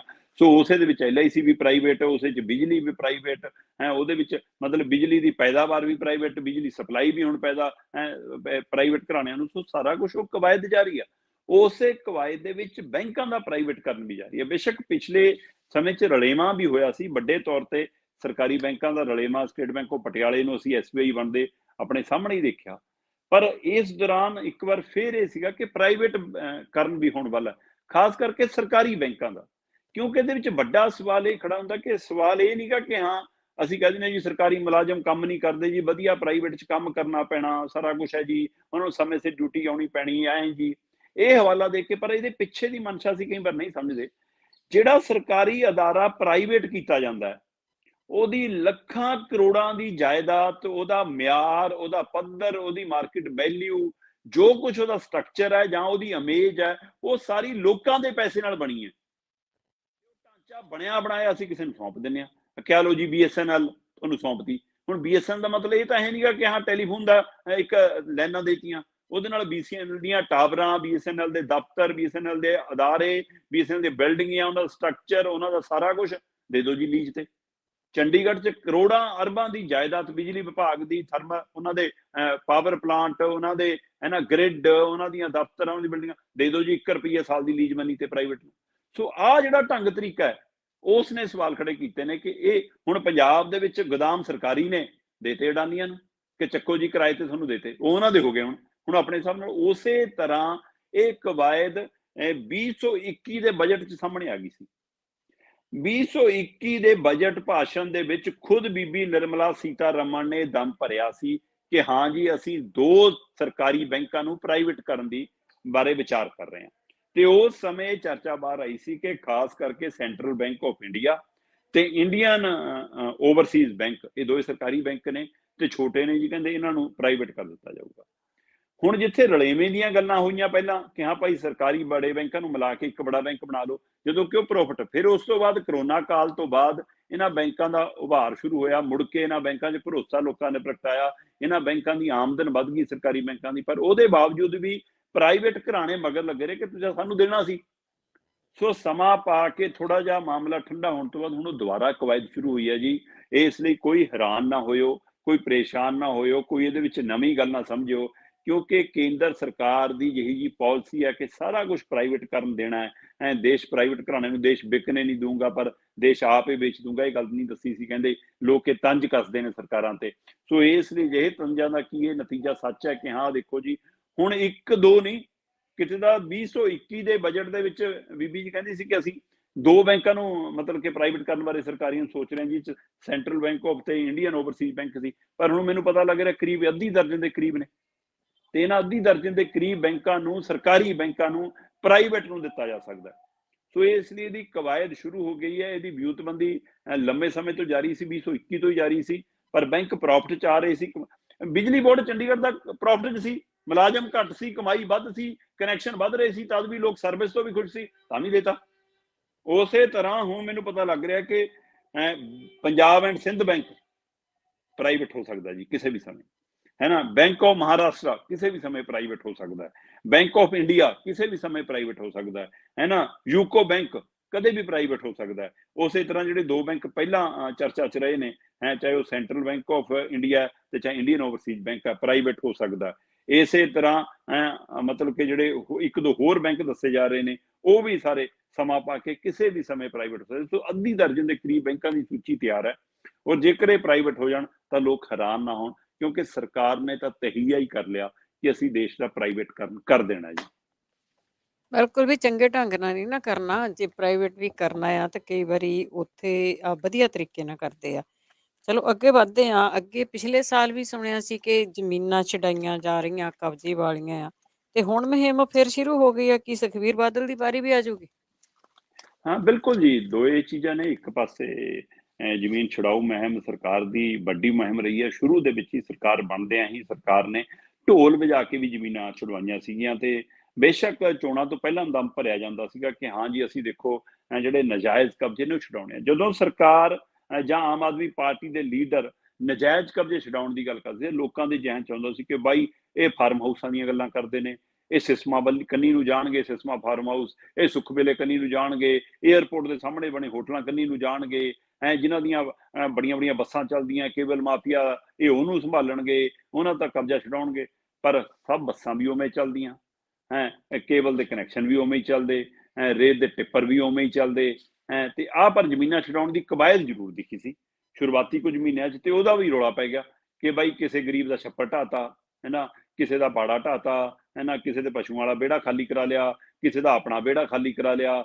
ਗਰੀਬਾਂ ਕੰਨੀ ਨੂੰ ਹੋ ਗਏ, ਇਹ ਆਮ ਲੋਕਾਂ ਕੰਨੀ ਨੂੰ ਹੋ ਗਏ। ਜਿਹੜੇ ਜ਼ਮੀਨ ਵਿਹੀਣਿਆਂ ਨੂੰ ਪਿੰਡ ਦੇ ਵਿੱਚ, ਚਾਹੇ ਉਹ ਰਾਜਨੀਤੀ ਤੋਂ ਪ੍ਰੇਰਿਤ ਹੋ ਕੇ ਹੀ ਸਰਪੰਚਾਂ ਪੰਚਾਂ ਨੇ ਜ਼ਮੀਨ ਦਿੱਤੀ ਹੋਵੇ, ਪਰ ਉਹ ਪਰਿਵਾਰ ਤਾਂ ਲੋੜਵੰਦ ਨੇ, ਉਹਨਾਂ ਤੋਂ ਜ਼ਮੀਨਾਂ ਖਾਲੀ ਕਰਾਈ ਜਾਂਦੇ ਨੇ। ਜਾਣਾ ਤਾਂ ਬੜੇ ਘਰਾਣਿਆਂ ਕੰਨੀ ਨੂੰ ਸੀ, ਜਾਣਾ ਤਾਂ ਬਾਦਲ ਪਿੰਡ ਕੰਨੀ ਨੂੰ ਸੀ, ਜਾਣਾ ਤਾਂ ਕੈਪਟਨ ਦੇ ਮਹਿਲ ਕੰਨੀ ਨੂੰ ਸੀ, ਕਿੱਧਰ ਨੂੰ ਤੁਰ ਪਏ। ਸੋ ਇਹ ਚਰਚਾਵਾਂ ਦੇ ਦਰਮਿਆਨ ਉਹ ਮੁਹਿੰਮ ਫਿਰ ਠੰਡੀ ਪੈ ਗਈ। ਜਿਹੜੇ ਢੋਲ ਢੂਲ ਵਜਾਏ ਸੀ ਥੋੜੇ ਠੰਡੇ ਹੋ ਗਏ, ਪਰ ਸਰਕਾਰ ਤਾਂ ਵੀ ਦਮ ਭਰਦੀ ਰਹੀ ਕਿ ਅਸੀਂ ਤਾਂ ਜੀ ਮਤਲਬ ਕਿ 3000 ਏਕੜ ਤੋਂ ਵੱਧ ਜ਼ਮੀਨ ਉਸ ਸਮੇਂ ਖਾਲੀ ਕਰਾ ਲਈ ਸੀ, ਤੇ ਹੁਣ ਵੀ 9000 ਏਕੜ ਤੱਕ ਅਸੀਂ ਖਾਲੀ ਕਰਾ ਲਈ ਆ। 10 ਜੂਨ ਤੱਕ ਅਸੀਂ 6000 ਏਕੜ ਹੋਰ ਖਾਲੀ ਕਰਾ ਲੈਣੀ ਹੈ। ਇਸ ਲਈ ਕਵਾਇਦ, ਪਰ ਸਰਕਾਰ ਦਾ ਦਾਅਵਾ ਸੀ ਜਦੋਂ ਸ਼ੁਰੂ ਦੇ ਵਿੱਚ ਇਹ ਮੁਹਿੰਮ ਵਿੱਢੀ, ਕਹਿੰਦੇ ਜੀ 50,000 ਏਕੜ ਜ਼ਮੀਨ ਆ ਜਿਹੜੀ ਅਸੀਂ ਛਡਾਉਣੀ ਆ। ਤੇ ਹੁਣ ਇਹ ਦੁਬਾਰਾ ਮੁਹਿੰਮ ਜਦੋਂ ਸ਼ੁਰੂ ਕੀਤੀ ਆ ਮਈ ਦੇ ਵਿੱਚ, 14 ਮਈ ਤੋਂ ਕਹਿੰਦੇ ਜੀ ਮੁਹਿੰਮ ਦੁਬਾਰਾ ਸ਼ੁਰੂ ਹੋ ਗਈ। 31 ਮਈ ਤੱਕ ਦਾ ਲੋਕਾਂ ਨੂੰ ਹਦਾਇਤ ਆ ਕਿ ਆਪ ਛੱਡ ਦਿਓ, ਨਹੀਂ 10 ਜੂਨ ਤੋਂ ਬਾਅਦ ਫਿਰ ਕਾਰਵਾਈ ਸ਼ੁਰੂ ਹੋ ਜੂਗੀ। 31 ਮਈ ਤੱਕ ਸਰਕਾਰ ਨੇ, ਮੁੱਖ ਮੰਤਰੀ ਭਗਵੰਤ ਮਾਨ ਨੇ ਖੁਦ ਟਵੀਟ ਕਰਕੇ ਵੀ, ਮੰਤਰੀ ਧਾਲੀਵਾਲ ਹੋਰਾਂ ਨੇ ਵੀ, ਕੁਲਦੀਪ ਧਾਲੀਵਾਲ ਹੋਰਾਂ ਨੇ ਵੀ ਪ੍ਰੈਸ ਕਾਨਫਰੰਸ ਕਰਕੇ ਵੀ ਹਦਾਇਤ ਕੀਤੀ ਹੈ, ਹੁਕਮ ਜਾਰੀ ਕੀਤੇ ਨੇ ਕਿ ਭਾਈ ਜਿਨ੍ਹਾਂ ਕੋਲ ਵੀ ਪੰਚਾਇਤੀ ਜ਼ਮੀਨ, ਜਿਨ੍ਹਾਂ ਕੋਲ ਵੀ ਕੋਈ ਹੋਰ ਸਰਕਾਰੀ ਜ਼ਮੀਨ, ਜਿਨ੍ਹਾਂ ਕੋਲ ਵੀ ਜੰਗਲਾਤ ਵਾਲੀ ਜ਼ਮੀਨ, ਕੋਈ ਸਾਂਭਲਾਟ ਜ਼ਮੀਨ, ਕਿਸੇ ਤਰ੍ਹਾਂ ਦੀ ਵੀ ਜ਼ਮੀਨ ਤੇ ਤੁਹਾਡਾ ਨਜਾਇਜ਼ ਕਬਜ਼ਾ ਹੈ, ਤਾਂ ਤੁਸੀਂ 31 ਮਈ ਤੱਕ ਆਪਣੇ ਆਪ ਛੱਡ ਦਿਓ। ਨਹੀਂ ਫਿਰ 10 ਜੂਨ ਤੋਂ ਬਾਅਦ ਸਰਕਾਰ ਨੇ ਤੁਹਾਡੇ ਤੋਂ, ਜਿਵੇਂ ਮੁੱਖ ਮੰਤਰੀ ਭਗਵੰਤ ਮਾਨ ਸ਼ੁਰੂ ਕਹਿੰਦੇ ਸੀ ਨਾ ਕਿ ਖਰਚਾ ਤੇ ਪਰਚਾ, ਸੋ ਕਹਿੰਦੇ ਫਿਰ ਖਰਚਾ ਵੀ ਤੁਹਾਡੇ ਤੋਂ ਵਸੂਲਾਂਗੇ ਜਿੰਨੀ ਤੁਸੀਂ ਕਮਾਈ ਕੀਤੀ ਹੈ ਜ਼ਮੀਨ ਤੋਂ, ਤੇ ਪਰਚਾ ਵੀ ਤੁਹਾਡੇ ਤੇ ਪਊਗਾ। ਉਹਦੀ ਤਿਆਰੀ ਹੈ। ਸੋ ਇਸ ਲਈ ਜੀ ਹੁਣ ਸਰਕਾਰ ਨੇ ਇੱਕ ਵਾਰ ਫਿਰ ਦਮ ਭਰਿਆ ਕਿ 14 ਮਈ ਤੋਂ ਅਸੀਂ ਇਹ ਮੁਹਿੰਮ ਸ਼ੁਰੂ ਕੀਤੀ ਆ। 469 ਏਕੜ ਜ਼ਮੀਨ ਕਹਿੰਦੇ ਜੀ ਅਸੀਂ ਛਡਵਾ ਲਈ। 179 ਏਕੜ ਜ਼ਮੀਨ ਲੋਕਾਂ ਨੇ ਖੁਦੇ ਛੱਡਤੀ ਹੈ। 2022 ਤੱਕ ਕਹਿੰਦੇ ਜੀ 3396 ਏਕੜ ਮਤਲਬ ਕਿ ਖੁਦ ਛੱਡੀ ਆ ਲੋਕਾਂ ਨੇ, ਤੇ ਬਾਕੀ ਅਸੀਂ ਛਡਾਈ ਆ। ਸੋ 9000 ਏਕੜ ਕਹਿੰਦੇ ਜੀ ਅਸੀਂ ਹੁਣ ਤੱਕ ਛਡਾ ਲਈ ਆ ਗੈਰ ਕਾਨੂੰਨੀ ਤੌਰ ਤੇ ਜਿਹੜੀ ਕਬਜ਼ੇ ਹੇਠ ਸੀ, ਤੇ ਆ ਅਗਲੇ 10 ਜੂਨ ਤੱਕ ਅਸੀਂ 6000 ਏਕੜ ਹੋਰ ਛਡਾ ਲੈਣੀ ਆ। ਤੇ ਇਹਦੇ ਵਿੱਚ ਸੁੱਖ ਵੇਲਾ ਫਿਰ ਚਰਚਾ ਚ ਆਇਆ, ਕਿਉਂਕਿ ਜਦੋਂ ਪ੍ਰੈਸ ਕਾਨਫਰੰਸ ਕੀਤੀ ਕੁਲਦੀਪ ਧਾਲੀਵਾਲ ਹੋਰਾਂ ਨੇ, ਤਦ ਉਹਦੇ ਵਿੱਚ ਇਹ ਸਵਾਲ ਆਇਆ ਤੇ ਜੀ ਕਿ ਕਹਿੰਦੇ ਹਾਂ ਸਾਨੂੰ ਪਤਾ ਲੱਗਿਆ ਉਹ ਜੰਗਲਾਤ ਵਾਲੇ ਦੇ ਵਿੱਚ ਅਸੀਂ ਸਾਰਾ ਮੈਪ ਮੂਪ ਕਰਾਇਆ ਵਾ, ਨਾਪਿਆ ਵਾ, ਨਾਂ ਤਾਂ ਨਹੀਂ ਲਿਆ ਪਰ ਇਸ਼ਾਰਾ ਸਿੱਧਾ ਸੀ, ਕਹਿੰਦੇ ਕਿ ਚਿੰਤਾ ਨਾ ਕਰੋ, ਇੰਨਾ ਸੋਹਣਾ ਹੋਟਲ, ਬੜਾ ਹੋਟਲ ਤੋੜਾਂਗੇ ਨਹੀਂ, ਉਹ ਬਣਿਆ ਤਾਂ ਨਜਾਇਜ਼ ਹੈ, ਗੈਰ ਕਾਨੂੰਨੀ ਹੈ, ਜੰਗਲਾਤ ਦੀ ਜ਼ਮੀਨ ਤੇ ਬਣਿਆ, ਜੰਗਲ ਵਾਲੀ ਜ਼ਮੀਨ ਤੇ, ਜਿੱਥੇ ਕੁਝ ਨਹੀਂ ਬਣ ਸਕਦਾ, ਜਿੱਥੇ ਕੋਈ ਇੱਟ ਵੀ ਨਹੀਂ ਲੱਗ ਸਕਦੀ, ਉੱਥੇ ਉਸਾਰਿਆ ਗਿਆ। ਪਰ ਕਹਿੰਦੇ ਬਣਿਆ ਬਹੁਤ ਸੋਹਣਾ, ਕੋਈ ਨਾ ਸੂਬੇ ਨੂੰ ਕਮਾਈ ਆਊਗੀ, ਅਸੀਂ ਕਿਰਾਏ ਤੇ ਦੇਵਾਂਗੇ। ਪਤਾ ਨਹੀਂ ਭਾਈ ਕਿਰਾਏ ਤੇ ਦੇਣਾ ਕਿ ਬਾਅਦ ਚੋਂ ਆਪ ਰਹਿਣਾ, ਕਿਉਂਕਿ ਜਿਹੜੇ ਕਪੂਰਥਲਾ ਹਾਊਸ ਦੇ ਵਿੱਚ ਮੰਗਣੀਆਂ ਕਰਦੇ ਨੇ, ਠੀਕ ਹੈ ਨਾ, ਮਤਲਬ ਉਹਨਾਂ ਨੂੰ ਵੀ ਐਸ਼ਪ੍ਰਸਤੀ ਤਾਂ ਆਦਤ ਪੈਗੀ। ਜਿਹੜੇ ਓਨੀਆਂ ਹੀ 40-40 ਗੱਡੀਆਂ ਦੇ ਕਾਫਲੇ ਲੈ ਕੇ ਚੱਲਦੇ ਨੇ, ਉਹਨਾਂ ਨੂੰ ਆਦਤ ਤਾਂ ਪੈਗੀ। ਜਿਹੜੀਆਂ 3-3 4-4 ਕੋਠੀਆਂ ਲੈਂਦੇ ਨੇ, ਇਹਨਾਂ ਨੂੰ ਤਾਂ ਉਹਨਾਂ ਨੂੰ ਆਦਤ ਤਾਂ ਪੈਗੀ। ਸੋ ਹੁਣ ਇਹ ਪਤਾ ਨਹੀਂ ਸੁੱਖ ਵੇਲੇ ਜੋ ਸੁਖਵੀਰ ਨੂੰ ਕੱਢ ਕੇ ਆਪ ਰਹਿਣਾ, ਜਾਂ ਇਹ ਦਿਖਾਉਣਾ ਕਿ ਦੇਖੋ ਜਿਸ ਦਾ ਕਿਰਾਏ ਤੇ ਦਿੱਤਾ, ਤੇ ਕਿਰਾਏ ਤੇ ਵੀ ਕਿਹਨੇ ਹੀ ਲੈਣਾ, ਇਹ ਸਾਰਿਆਂ ਨੂੰ ਪਤਾ। ਇਸ ਲਈ ਸਵਾਲ ਤਾਂ ਇਹ ਹੈ ਕਿ ਜੋ ਗੈਰ ਕਾਨੂੰਨੀ ਬਣਿਆ ਤਾਂ ਉੱਥੇ ਜੰਗਲ ਲਾਓ, ਫਿਰ ਜੰਗਲ ਉਸਾਰੋ। ਪਰ ਇੱਥੇ ਪਿੱਛੇ ਇਹ ਮਨਸ਼ਾ ਵੀ ਖੜੀ ਆ ਰਹੀ ਹੈ ਕਿ ਕੀ ਹੁਣ ਉਹ ਆਪ ਉਹ ਐਸ਼ਪ੍ਰਸਤੀਆਂ ਮੰਨਣੀਆਂ ਨੇ ਜਾਂ ਸੱਚਮੁੱਚ ਗੈਰ ਕਾਨੂੰਨੀ ਕਬਜ਼ੇ ਛਡਾਉਣੇ ਆ। ਸੋ ਦੇਖਦੇ ਹਾਂ ਜੀ 31 ਮਈ ਤੱਕ। ਕਦੇ ਪੰਜਾਬੀ ਦੇ ਬੋਰਡ ਦੀਆਂ ਵੀ ਗੱਲਾਂ ਕਰਦੇ ਸੀ, ਉਹ ਵੀ ਹਵਾ ਹੋ ਗਈ ਗੱਲ। ਕਦੇ ਉਹ ਚਿੱਠੀਆਂ ਜਾਰੀ ਕਰਦੇ ਸੀ ਪੰਜਾਬੀ ਦੇ ਹੱਕ ਦੇ ਵਿੱਚ, ਉਹ ਵੀ ਅੰਗਰੇਜ਼ੀ 'ਚ ਜਾਰੀ ਹੁੰਦੀਆਂ ਨੇ, ਹੁਣ ਵੀ ਉਸੇ ਤਰ੍ਹਾਂ ਬਰਕਰਾਰ ਹੈ। ਪਰ ਜਿਸ ਵਕਤ ਜ਼ਮੀਨਾਂ ਦੇ ਕਬਜ਼ੇ ਦੀ ਗੱਲ ਆ, ਮੈਂ ਕੁਝ ਅੰਕੜੇ ਦੇਖ ਰਿਹਾ ਸੀ ਕਿ ਇਸ ਮੌਕੇ ਕਹਿੰਦੇ ਜੀ ਵੱਖੋ-ਵੱਖ ਵਿਭਾਗ ਨੇ, ਜਿਹੜੇ ਪੰਜਾਬ ਦੇ ਸਰਕਾਰੀ ਵਿਭਾਗ ਨੇ, ਉਹਨਾਂ 'ਚ ਲਗਭਗ ਸਾਰਿਆਂ ਵਿੱਚ ਹੀ ਨਜਾਇਜ਼ ਕਬਜ਼ੇ ਵੱਡੀ ਤਾਦਾਦ 'ਚ ਨੇ। ਸੋ ਸਵਾਲ ਇਹ ਕਿ ਕੀ ਬਿਨਾਂ ਕਿਸੇ ਰਾਜਨੀਤਿਕ ਬਦਲਾਖੋਰੀ ਤੋਂ, ਬਿਨਾਂ ਕਿਸੇ ਧੱਕੇ ਤੋਂ ਪੰਜਾਬ ਦੇ ਬਣਦੇ ਹੱਕ ਲੋਕਾਂ ਨੂੰ ਦਿਵਾਏ ਜਾਣ, ਉਹ ਜ਼ਮੀਨਾਂ ਛਡਾਈਆਂ ਜਾਣ ਤੇ ਉਹਦੀ ਸਹੀ ਵਰਤੋਂ ਹੋਵੇ। ਆ ਲੋ ਵਕਫ ਬੋਰਡ ਦੇ 42608 ਜਾਇਦਾਦਾਂ ਨੇ, 42000 ਤੋਂ ਵੱਧ ਜਾਇਦਾਦਾਂ ਨੇ ਵਕਫ ਬੋਰਡ ਦੀਆਂ, ਜਿਹਦੇ ਉੱਤੇ ਨਜਾਇਜ਼ ਕਬਜ਼ਾ ਹੈ। ਹੋਰ ਛੱਡੋ, ਇਸੇ ਤਰ੍ਹਾਂ ਜੀ ਮਤਲਬ ਕਿ ਨਹਿਰੀ ਮਹਿਕਮੇ ਦੇ ਵੀ ਕਰੀਬ 1000 ਏਕੜ ਜ਼ਮੀਨ ਹੈ ਨਹਿਰੀ ਮਹਿਕਮੇ ਦੀ, ਜਿਹਦੇ ਉੱਤੇ ਨਜਾਇਜ਼ ਕਬਜ਼ਾ। ਇਸੇ ਤਰ੍ਹਾਂ ਜੰਗਲਾਤ ਮਹਿਕਮੇ ਦੀ 22000 ਏਕੜ ਤੋਂ ਵੱਧ ਜ਼ਮੀਨ ਹੈ, ਜਿਹਦੇ ਉੱਤੇ ਨਜਾਇਜ਼ ਕਬਜ਼ਾ। ਇਸੇ ਤਰ੍ਹਾਂ ਜਿਹੜਾ ਸਾਡਾ ਰੱਖਿਆ ਵਿਭਾਗ ਹੈ, ਉਹ ਜ਼ਮੀਨ ਮਤਲਬ ਕਿ ਉਹਦਾ ਵੀ, ਉਹਦੇ ਉੱਤੇ ਵੀ 239 ਏਕੜ। ਇਸੇ ਤਰ੍ਹਾਂ ਸਾਡੀ ਪੰਚਾਇਤ ਵਿਭਾਗ ਦੇ ਵੀ ਕਿੰਨੀਆਂ ਜ਼ਮੀਨਾਂ ਤੇ ਉੱਤੇ ਨਜਾਇਜ਼ ਕਬਜ਼ਾ ਹੈ।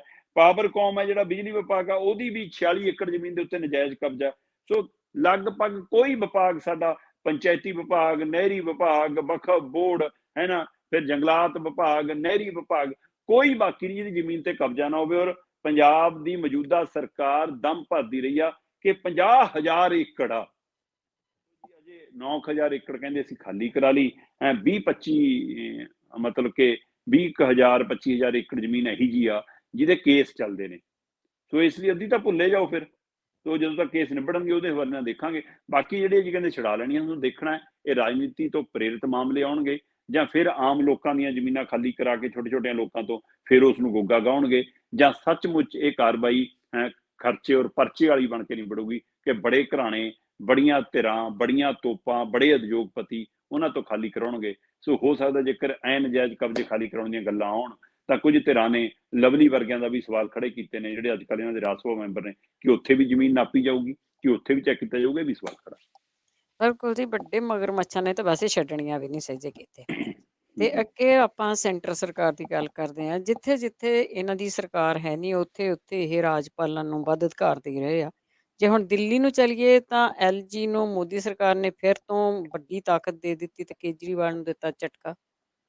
ਦੇਖੋ ਕੇਜਰੀਵਾਲ ਲਈ ਤਾਂ ਝਟਕਾ ਚਲੋ ਠੀਕ ਹੈ ਕਿ ਰਾਜਨੀਤੀ ਇੱਕ ਦੂਏ ਦੇ ਖਿਲਾਫ ਕਰਦੇ ਨੇ, ਦੋਏ ਪਾਰਟੀਆਂ, ਦੋਏ ਧਿਰਾਂ ਜਾਂ ਬਾਕੀ ਰਾਜਨੀਤਿਕ ਧਿਰਾਂ ਵੀ ਇਹੋ ਜਿਹਾ ਹੀ ਵਰਤਾਰਾ ਕਰਦੇ ਨੇ। ਇਸ ਲਈ ਕੇਜਰੀਵਾਲ ਨੂੰ ਝਟਕਾ ਲੱਗਿਆ, ਚਲੋ ਸਮਝ ਆਈ ਕਿ ਇਹਦੇ ਵਿੱਚ ਰਾਜਨੀਤਿਕ। ਪਰ ਤੁਸੀਂ ਸੁਪਰੀਮ ਕੋਰਟ ਨੂੰ ਵੀ ਟਿੱਚ ਜਾਣਦੇ ਹੋ।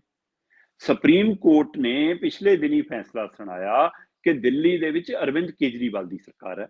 ਦਿੱਲੀ ਦੇ ਵਿੱਚ ਅਰਵਿੰਦ ਕੇਜਰੀਵਾਲ ਲਾਣੇਦਾਰ ਨੇ, ਉਹਨਾਂ ਦੀ ਸਰਕਾਰ, ਉਹ ਖੁਦ, ਉਹਨਾਂ ਦੀ ਕੈਬਨਿਟ, ਉਹਨਾਂ ਦੇ ਐਮਐਲਏ ਉਹ ਫੈਸਲਾ ਕਰਨ, ਦਿੱਲੀ ਦੀ ਵਿਧਾਨ ਸਭਾ 'ਚ ਫੈਸਲੇ ਹੋਣ, ਖਾਸ ਕਰ ਕੈਬਨਿਟ ਦਾ ਫੈਸਲਾ, ਸਰਕਾਰ ਦਾ ਫੈਸਲਾ ਲਾਗੂ ਕਰਨਾ ਪਏਗਾ, ਰਾਜਪਾਲ ਨੂੰ, ਉਪ ਰਾਜਪਾਲ ਨੂੰ ਮੰਨਣਾ ਪਏਗਾ। ਇਹ ਸੁਪਰੀਮ ਕੋਰਟ ਦੀ ਹਦਾਇਤ ਸੀ। ਉਹ ਤੋਂ ਸਾਫ਼ ਹੋਇਆ ਕਿ ਇਹਦਾ ਮਤਲਬ ਹੁਣ ਤਬਾਦਲਿਆਂ ਦਾ ਮਾਮਲਾ ਹੈ ਨਾ, ਬੇਸ਼ੱਕ ਪੁਲਿਸ ਕੇਂਦਰ ਦੇ ਕੋਲ ਹੈ, ਉਸ ਮਾਮਲੇ ਨੂੰ ਛੱਡ ਦਿੱਤਾ ਜਾਵੇ ਜੇਕਰ, ਤਾਂ ਬਾਕੀ ਫੈਸਲੇ ਲੈਣ ਦਾ ਅਧਿਕਾਰ ਕੇਜਰੀਵਾਲ ਕੋਲ ਹੈ, ਉਹਦੀ ਸਰਕਾਰ ਕੋਲ ਹੈ, ਉਹਦੇ ਕੋਲ ਬਤੌਰ ਮੁੱਖ ਮੰਤਰੀ ਜਾਂ ਮੰਤਰੀਆਂ ਦੇ ਕੋਲ ਹੈ ਜਿਹੜੇ ਉਹਦੇ ਸਰਕਾਰ ਦੇ ਮੰਤਰੀ ਨੇ। ਪਰ ਇਹ ਅਧਿਕਾਰ ਕਿਤੇ ਨਾ ਕਿਤੇ ਐਲਜੀ ਕੋਲ ਦੇ ਦਿੱਤਾ ਗਿਆ ਸੀ, ਤੇ ਐਲਜੀ ਆਪਣੇ ਢੰਗ ਨਾਲ ਇਹ ਫਾਈਲ ਮਨਜ਼ੂਰ ਨਹੀਂ ਹੋਊਗੀ, ਇਹ ਬੰਦੇ ਦੀ ਬਦਲੀ ਨਹੀਂ ਹੋਊਗੀ, ਇਹਦੇ ਪਰ ਮੈਨੂੰ ਆ ਕੇ ਪੁੱਛੋ, ਮੈਨੂੰ ਦਿਖਾਓ, ਮੈਨੂੰ ਸਲਾਮ ਕਰੋ, ਤੇ ਜਿਵੇਂ ਸੀਐਮ ਉਹ ਹੋਵੇ। ਸੋ ਇਸ ਵਰਤਾਰੇ ਦੇ ਖਿਲਾਫ ਮਾਮਲਾ ਸੁਪਰੀਮ ਕੋਰਟ ਤੱਕ ਪਹੁੰਚਿਆ, ਤੇ ਸੁਪਰੀਮ ਕੋਰਟ ਨੇ ਮੁੱਖ ਮੰਤਰੀ ਦੀ ਸਰਕਾਰ ਦੀ ਤਾਕਤ ਦੀ ਬਹਾਲੀ ਕੀਤੀ ਪਿਛਲੇ ਦਿਨੀ। ਪਰ ਉਸ ਫੈਸਲੇ ਨੂੰ ਕੇਂਦਰ ਸਰਕਾਰ ਨੇ ਕੀ ਟਿੱਚ ਜਾਣਿਆ, ਕੱਲ ਇੱਕ ਆਰਡੀਨੈਂਸ ਜਾਰੀ ਕਰਤਾ। ਆਰਡੀਨੈਂਸ ਜਾਰੀ ਕੀਤਾ ਕਿ ਹਾਂ ਜੀ, ਜਿਹੜੇ ਵੀ ਅਧਿਕਾਰੀ ਲਾਉਣੇ ਨੇ, ਜਿਹੜੇ ਵੀ ਤਬਾਦਲੇ ਕਰਨੇ ਨੇ, ਜਿਹੜੇ ਵੀ ਕੋਈ ਫੈਸਲੇ ਲੈਣੇ ਨੇ, ਉਹ ਅਰਵਿੰਦ ਕੇਜਰੀਵਾਲ, ਉਹਨਾਂ ਦਾ ਚੀਫ ਸੈਕਟਰੀ ਹੈ, ਉਹਨਾਂ ਦਾ ਮਤਲਬ ਕਿ ਪ੍ਰਿੰਸੀਪਲ ਸੈਕਟਰੀ ਹੈ, ਇਹ ਬੈਠ ਕੇ ਆਪਣੀ ਤੈਅ ਰਣਨੀਤੀ ਦੇ ਤਹਿਤ ਫੈਸਲਾ ਲੈ ਸਕਦੇ ਨੇ। ਪਰ ਉਹ ਫੈਸਲਾ, ਅੰਤਮ ਫੈਸਲਾ ਉਹ ਹੋਊਗਾ ਜਿਹਦੇ ਪਰ ਐਲਜੀ ਦੀ ਮੋਹਰ ਹੋਊਗੀ। ਇਹਦੇ ਐਲਜੀ ਦਾ ਫੈਸਲਾ ਹੀ ਆਖਰੀ ਫੈਸਲਾ ਮੰਨਿਆ ਜਾਊਗਾ, ਐਲਜੀ ਦੇ ਕੋਲ ਜਾਣਾ ਪਊਗਾ। ਇਹਦਾ ਮਤਲਬ ਤੁਸੀਂ ਐਲਜੀ ਨੂੰ ਮੁੜ ਕੇ ਅਧਿਕਾਰ ਦੇ ਰਹੇ ਹੋ, ਐਲਜੀ ਦੀ ਤਾਕਤ ਪਹਿਲਾਂ ਵਾਲੀ ਬਹਾਲ ਕਰ ਰਹੇ ਹੋ, ਤੁਸੀਂ ਸੁਪਰੀਮ ਕੋਰਟ ਨੂੰ ਵੀ ਬਾਈਪਾਸ ਕਰ ਰਹੇ ਹੋ, ਤੁਸੀਂ ਕੇਜਰੀਵਾਲ ਦਾ ਝਟਕਾ ਦੇ ਹੀ ਰਹੇ ਹੋ, ਦਿੱਲੀ ਵਾਸੀਆਂ ਦਾ ਝਟਕਾ ਦੇ ਰਹੇ ਹੋ, ਉਹਨਾਂ ਦੇ ਚੁਣੇ ਨੁਮਾਇੰਦਿਆਂ ਦਾ ਝਟਕਾ ਦੇ ਰਹੇ ਹੋ, ਪਰ ਤੁਸੀਂ ਸੁਪਰੀਮ ਕੋਰਟ ਨੂੰ ਵੀ ਹਿਲਾਉਣ ਨੂੰ ਫਿਰਦੇ ਹੋ। ਸੋ ਇਸ ਲਈ ਇਹ ਫੈਸਲੇ ਤੋਂ ਬਾਅਦ, ਇਹ ਹੁਕਮ ਤੋਂ ਬਾਅਦ, ਇਹ ਆਰਡੀਨੈਂਸ ਆਉਣ ਤੋਂ ਬਾਅਦ ਦਿੱਲੀ ਦੀ ਸਿਆਸਤ ਦੇ ਵਿੱਚ ਖਾਸਾ ਭੁਚਾਲ ਹੈ ਜੀ। ਔਰ ਕੇਂਦਰ ਸਰਕਾਰ ਇੱਕ ਵਾਰ ਸਵਾਲਾਂ ਦੇ ਘੇਰੇ 'ਚ ਵੀ ਹੈ, ਮਾਮਲਾ ਮੁੜ ਕੇ ਅਦਾਲਤ ਤੱਕ ਜਾ ਸਕਦਾ ਹੈ, ਸੁਪਰੀਮ ਕੋਰਟ ਦੇ ਵਿੱਚ ਇਹ ਪੱਖ ਰੱਖਿਆ ਜਾ ਸਕਦਾ ਹੈ ਕਿ ਕੇਜਰੀਵਾਲ ਦੀ ਸਰਕਾਰ ਵੱਲੋਂ ਕਿ ਦੇਖੋ ਜੀ, ਇਹ ਫੈਸਲੇ ਨਾਲ ਵੀ ਧੋਖਾ ਹੈ, ਇਹ ਲੋਕਾਂ ਨਾਲ ਵੀ ਧੋਖਾ ਹੈ, ਇਹ ਸਾਡੇ ਨਾਲ ਵੀ ਧੋਖਾ ਹੈ। ਸੋ ਇਸ ਹਵਾਲੇ ਨਾਲ ਇਹ ਆਉਣ ਵਾਲੇ ਦਿਨਾਂ 'ਚ ਮਾਮਲਾ ਭਖ ਵੀ ਸਕਦਾ। ਬੇਸ਼ੱਕ ਇਹ ਸਾਰੀ ਕਵਾਇਦ ਨੂੰ ਲੋਕ 2024 ਦੀ ਕਵਾਇਦ ਨਾਲ ਜੋੜ ਕੇ ਦੇਖਦੇ। ਹੁਣ ਜਿਹੜੀ ਵੀ ਕੋਈ ਕਾਰਵਾਈ ਆਉਂਦੀ ਹੈ, ਚਾਹੇ ਉਹ ਨੋਟਬੰਦੀ ਹੈ, ਤੇ ਚਾਹੇ ਆ ਹੁਕਮ ਨੇ, ਚਾਹੇ ਕੋਈ ਕਿਸੇ ਪ੍ਰਾਈਵੇਟ ਘਰਾਣੇ ਨੂੰ ਬਚਾਉਣ ਦੀ ਕਵਾਇਦ ਹੈ, ਸਾਰਾ ਕੁਝ ਲੋਕ 2024 ਨੂੰ ਧਿਆਨ 'ਚ ਰੱਖ ਕੇ ਹੀ ਸੋਚਦੇ ਨੇ ਕਿ ਇਹ ਸਰਕਾਰਾਂ ਉਸੇ ਨੀਤੀ ਨਾਲ ਕੰਮ ਕਰਦੀਆਂ ਨੇ, ਇਹ ਸਿਆਸਤ ਉਸੇ ਨੀਤੀ ਨਾਲ ਚੱਲ ਰਹੀ ਹੈ। ਸਾਰਿਆਂ ਦਾ ਮਿਸ਼ਨ 2024 'ਚ ਦਿੱਲੀ ਦੇ ਤਖ਼ਤ ਤੇ ਬੈਠਣਾ ਹੀ ਹੈ। ਸੋ ਉਸੇ ਦੇ ਵਿੱਚੋਂ ਇਹ ਲੜਾਈ ਹੈ, ਜਿਹਦੇ ਵਿੱਚ ਸੁਪਰੀਮ ਕੋਰਟ ਨੂੰ ਵੀ ਲਾਂਭੇ ਰੱਖ ਕੇ, ਕੇਜਰੀਵਾਲ ਨੂੰ ਝਟਕਾ ਦੇ ਕੇ, ਦਿੱਲੀ ਦੇ ਉਪ ਰਾਜਪਾਲ ਨੂੰ ਫਿਰ ਇੱਕ ਨਵੀਂ ਸੰਜੀਵਨੀ ਦੇ ਦਿੱਤੀ ਗਈ ਹੈ, ਨਵਾਂ ਆਕਸੀਜਨ ਦੇ ਦਿੱਤੀ ਗਈ ਹੈ, ਨਵੀਂ ਤਾਕਤ ਦੇ ਦਿੱਤੀ ਗਈ ਹੈ। ਸੋ ਇਹਦੇ ਪਿੱਛੇ ਸਾਫ਼ ਸਮਝ ਆਉਂਦਾ ਕਿ ਐਲਜੀ ਉਪ ਰਾਜਪਾਲ ਨਹੀਂ, ਜਿਵੇਂ ਭਾਜਪਾ ਦਾ ਲੀਡਰ ਹੋਵੇ ਉਸੇ ਤਰ੍ਹਾਂ ਵਰਤਾਰਾ ਜਾਰੀ ਹੈ। ਬਿਲਕੁਲ ਜੀ, ਬਿਲਕੁਲ ਪੂਰਾ ਕੰਟਰੋਲ ਕਰਨ ਦੀਆਂ ਗੱਲਾਂ ਬਾਤਾਂ ਆ। ਤੇ ਅੱਗੇ ਆਪਾਂ ਅੰਬਾਨੀਆਂ ਅਡਾਨੀਆਂ ਦੀਆਂ ਵੀ ਗੱਲਾਂ ਕਰਦੇ ਹਾਂ। ਤੇ ਵੈਸੇ ਅਨਾਉਂਸ ਹੀ ਹੁਣ ਹੋਇਆ, ਅਡਾਨੀ ਨੂੰ ਕਲੀਨ ਚਿੱਟ ਮਿਲ ਗਈ। ਹਾਂ ਬਿਲਕੁਲ ਜੀ, ਹੈਡਨਬਰਗ ਦੀ ਰਿਪੋਰਟ ਤੋਂ ਬਾਅਦ ਜੋ ਹਗਾਮਾ ਪਿਆ ਸੀ, ਉਸ ਹਗਾਮੇ ਨੇ ਭਾਰਤੀ ਸੰਸਦ ਦੇ ਵਿੱਚ ਵੀ ਖਾਸੇ ਸਵਾਲ ਖੜੇ ਕੀਤੇ। ਪਰ ਮਜਾਲ ਹੈ ਸਰਕਾਰ ਕੋਈ ਜਵਾਬ ਦੇ ਜਾਵੇ, ਸਰਕਾਰ ਉੱਪਰ ਗੱਲ ਕਰ ਜਾਵੇ। ਸਰਕਾਰ ਉਸ ਮਸਲੇ ਤੇ ਆਈ ਹੋ ਨਹੀਂ, ਕਿਉਂਕਿ ਉਸ ਹੈਡਨਬਰਗ ਦੀ ਰਿਪੋਰਟ ਨੇ ਜਿੱਥੇ ਅਡਾਨੀ ਦੇ ਸ਼ੇਅਰ ਡਿੱਗੇ, ਉੱਥੇ ਲੋਕਾਂ ਦਾ ਪੈਸਾ ਵੀ ਡੁੱਬਿਆ ਨਾ। ਘਾਟਾ ਤਾਂ ਆਮ ਲੋਕਾਂ ਨੂੰ ਪਿਆ ਜਿਨ੍ਹਾਂ ਨੇ ਉਹ ਸ਼ੇਅਰ ਲਏ ਹੋਏ ਸੀ, ਸਾਰਾ ਕੁਝ ਸੀ, ਉਹ ਮਾਰੇ ਗਏ। ਕਿਉਂਕਿ ਉਹ ਹੈਡਨਬਰਗ ਦੀ ਰਿਪੋਰਟ ਨੇ ਦਮ ਭਰਿਆ ਕਿ ਜਿਹੜਾ ਸ਼ੇਅਰ 100 ਰੁਪਏ ਦਾ ਦਿਖਾਇਆ ਜਾ ਰਿਹਾ, ਉਹਦੀ ਕੀਮਤ ਤਾਂ 20 ਰੁਪਏ ਹੈ, 80 ਰੁਪਏ ਤਾਂ ਹਵਾ ਭਰੀ ਹੈ। ਸੋ ਇਸ ਲਈ ਕਹਿੰਦੇ ਕਿ ਉਹ ਚਿਪਸ ਦੇ ਪੈਕਟ ਦੇ ਵਿੱਚ ਚਿਪਸ ਤਾਂ 4 ਹੁੰਦੇ ਨੇ, ਬਾਕੀ ਤਾਂ ਹਵਾ ਨਾਲੇ ਫੈਲਾਇਆ ਹੁੰਦਾ। ਸੋ ਇਸ ਤਰ੍ਹਾਂ ਕਹਿੰਦੇ ਕਿ ਸ਼ੇਅਰ ਜਿਹੜੇ ਅਡਾਨੀ ਦੇ ਹੈਗੇ ਨੇ, ਸ਼ੇਅਰ 'ਚ ਹਵਾ ਭਰੀ ਸੀ, 80% ਹਵਾ ਸੀ, 20% ਇਹਦਾ ਅਸਲੀ ਮੁੱਲ ਹੈ। ਸੋ ਉਸ ਹੈਡਨਬਰਗ ਦੀ ਰਿਪੋਰਟ ਨੇ ਸਾਰਾ ਕੁਝ ਹਿਲਾ ਕੇ ਰੱਖਤਾ ਸੀ। ਪਰ ਉਹਦੇ ਉੱਤੇ ਨਾ ਤਾਂ ਚਰਚਾ ਤੇ ਆਈ ਕੇਂਦਰ ਸਰਕਾਰ, ਨਾ ਉਸ ਤੇ ਬਹਿਸ ਕਰਾਉਣ ਤੇ ਆਈ, ਨਾ ਉਹਦੇ ਖਿਲਾਫ ਕਾਰਵਾਈ ਕਰਨ ਤੇ ਆਈ, ਨਾ ਉਹਦੀ ਇਨਕੁਆਇਰੀ ਕਰਨ ਤੇ ਆਈ। ਮਾਮਲਾ ਅਦਾਲਤ ਪਹੁੰਚਿਆ, ਅਦਾਲਤ ਨੇ ਇੱਕ ਟੀਮ ਬਣਾਈ, ਸੇਬੀ ਤੋਂ ਵੀ ਰਿਪੋਰਟ ਮੰਗੀ, ਸਿੱਟ ਨੇ ਜਾਂਚ ਕਰਾਈ, ਤੇ ਹੁਣ ਉਸ ਜਾਂਚ ਦੇ ਵਿੱਚ ਸੁਪਰੀਮ ਕੋਰਟ ਕੋਲੋਂ ਕਮੇਟੀ ਨੇ ਜਿਹੜੀ ਰਿਪੋਰਟ ਦਿੱਤੀ ਆ, ਉਹਦੇ ਵਿੱਚ ਅਡਾਨੀ ਨੂੰ ਕਲੀਨ ਚਿੱਟ ਦੇਤੀ ਕਿ ਕੋਈ ਗੜਬੜ ਨਹੀਂ ਕੀਤੀ ਜੀ, ਕੋਈ ਖਿਲਵਾੜ ਨਹੀਂ ਗਾ ਜੀ, ਕੋਈ ਸ਼ੇਅਰਾਂ 'ਚ ਧੋਖਾ ਨਹੀਂ ਗਾ ਜੀ, ਸਾਰਾ ਕੁਝ ਸਹੀ ਤਰੀਕੇ ਨਾਲ ਹੋਇਆ ਜੀ, ਇਹ ਜਾਇਜ਼ ਹੈ ਜੀ, ਇਹਦੇ ਵਿੱਚ ਕੋਈ ਗਲਤ ਨਹੀਂ ਕੀਤਾ ਜੀ। ਸੋ ਕੁੱਲ ਮਿਲਾ ਕੇ ਅਡਾਨੀ ਨੂੰ ਕਲੀਨ ਚਿੱਟ ਮਿਲ ਗਈ, ਕਿਉਂਕਿ 2024 ਲਈ ਫੰਡ ਵੀ ਇਕੱਠਾ ਕਰਨਾ। ਜੇ ਉਹ ਫਸਾਦਾ, ਅਗਲਾ ਕਹੂਗਾ ਕਿ ਮੈਂ ਤਾਂ ਤੁਹਾਡੇ ਲਈ ਆਹ ਕੁਛ ਕੀਤਾ, ਤੁਸੀਂ ਮੇਰੇ ਲਈ ਕੀ ਕਰ ਰਹੇ ਹੋ। ਸੋ ਪਹਿਲੇ 3 ਖੇਤੀ ਕਾਨੂੰਨ ਵਾਪਸ ਲੈ ਕੇ ਤੁਸੀਂ ਅਡਾਨੀ ਕਹਿੰਦਾ ਮੈਨੂੰ ਝਟਕਾ ਦੇ ਚੁੱਕੇ ਹੋ, ਮੇਰਾ ਤਾਂ ਅਰਬਾਂ ਖਰਬਾਂ ਦਾ ਨੁਕਸਾਨ ਪਹਿਲਾਂ ਕਰਾਤਾ, ਹੁਣ ਆ ਹੈਡਨਬਰਗ ਦੀ ਰਿਪੋਰਟ ਨੇ ਕਰਤਾ। ਉਹ ਭਰਪਾਈ ਕਿਹਨੇ ਕਰਨੀ ਆ? ਸੋ ਕੀ ਇਹ ਕਮੇਟੀ ਨੇ ਉਹ ਭਰਪਾਈ ਕੀਤੀ ਆ? ਕੀ ਇਹ ਕਮੇਟੀ ਨੇ ਬੜੀ ਨਿਰਪੱਖਤਾ ਨਾਲ ਜਾਂਚ ਕੀਤੀ ਆ, ਜਾਂ ਇਹ ਮਤਲਬ ਕਿ ਇਹ ਕਿਸੇ ਪਾਰਟੀ ਦੇ ਇਸ਼ਾਰੇ ਤੇ ਹੋਇਆ? ਹੁਣ ਹਿਸਾਬ ਲਾਓ ਕਲੀਨ ਚਿੱਟ ਮਿਲੀ ਆ ਅਡਾਨੀ ਨੂੰ, ਤੇ ਸਭ ਤੋਂ ਵੱਧ ਦੁਖੀ ਕਾਂਗਰਸ ਆ ਤੇ ਸਭ ਤੋਂ ਵੱਧ ਖੁਸ਼ ਭਾਜਪਾ ਹੈ। ਹੁਣ ਇਹਦੇ ਵੀ ਕੋਈ ਮਾਇਨੇ ਨਹੀਂ ਦਾ ਮਤਲਬ। ਭਾਜਪਾ ਦੇ ਲੀਡਰਾਂ ਦਾ ਬਿਆਨ ਆ ਰਿਹਾ ਕਿ ਰਾਹੁਲ ਦੀ ਜਿਹੜੇ ਤਕਰੀਰ ਘੜਦੇ ਨੇ, ਰਾਹੁਲ ਦੀ ਜਿਹੜੀ ਇਬਾਰਤ ਲਿਖਦੇ ਨੇ, ਰਾਹੁਲ ਦਾ ਜਿਹੜਾ ਭਾਸ਼ਣ ਲਿਖਦੇ ਨੇ, ਹੁਣ ਉਹ ਨਵਾਂ ਝੂਠ ਕਿਵੇਂ ਘੜਨਗੇ ਜੀ? ਆਹ ਝੂਠ ਤਾਂ ਉਹਨਾਂ ਦਾ ਫੇਲ ਹੋ ਗਿਆ। ਤੇ ਉਧਰ ਕਾਂਗਰਸ ਕਹਿੰਦੀ ਜੀ ਅਡਾਨੀ ਨੂੰ ਕਲੀਨ ਚਿੱਟ ਪੂਰੀ ਤਰ੍ਹਾਂ ਕਹਿੰਦੇ ਜੀ ਇਹ ਫਰਜ਼ੀ ਕਾਰਵਾਈ ਹੈ, ਇਹ ਸਿਆਸੀ ਕਾਰਵਾਈ ਹੈ। ਸੋ ਇਸ ਲਈ ਹੁਣ ਉਹ ਧਿਰ ਦੁਖੀ ਆ ਤੇ ਆਹ ਧਿਰ ਕਲੀਨ ਚਿੱਟ ਮਿਲੀ ਅਡਾਨੀ ਨੂੰ। ਭਾਈ ਬੀਜੇਪੀ ਵਾਲੇ ਕਿਉਂ ਇੰਨਾ ਖੁਸ਼ ਹੋਈ ਜਾਂਦੇ ਨੇ ਫਿਰ? ਸੋ ਕਾਂਗਰਸ ਕਿਉਂ ਦੁਖੀ ਹੋ ਜਾਂਦੀ ਹੈ? ਕਿਉਂਕਿ ਕਾਂਗਰਸ ਇਹਦੇ ਵਿੱਚੋਂ ਆਪਣੀ 24 ਦੀ ਰਾਜਨੀਤੀ ਲੱਭਦੀ ਸੀ ਤੇ ਬੀਜੇਪੀ ਇਹਦੇ ਵਿੱਚੋਂ 24 ਦੀ ਰਾਜਨੀਤੀ ਵੀ ਲੱਭਦੀ ਆ ਤੇ ਚੋਣਾਂ ਦਾ ਆਪਣਾ ਖਰਚਾ ਪਾਣੀ ਵੀ ਲੱਭਦੀ ਹੋਣੀ। ਸੋ ਇਸ ਲਈ ਇਹ ਸਵਾਲ ਹੋਣੇ ਹੀ ਹੋਣਗੇ। ਸੋ ਇਸ ਲਈ ਜੇ ਅਡਾਨੀ ਨੂੰ ਕਲੀਨ ਚਿੱਟ ਮਿਲੀ, ਭਾਜਪਾ ਖੁਸ਼ ਆ, ਕਾਂਗਰਸ ਦੁਖੀ ਆ, ਪਰ ਇਹ ਕਲੀਨ ਚਿੱਟ ਨੇ ਕਈ ਸਵਾਲ ਨਵੇਂ ਫਿਰ ਖੜੇ ਕਰ ਦਿੱਤੇ। ਬਿਲਕੁਲ ਜੀ, ਸੱਚਾਈ ਤਾਂ ਕਦੀ ਵੀ ਸਾਹਮਣੇ ਨਹੀਂ ਆ ਸਕਦੀ। ਬਹੁਤ ਬਹੁਤ ਧੰਨਵਾਦ। ਬਹੁਤ ਸ਼ੁਕਰੀਆ ਭੈਣ ਜੀ।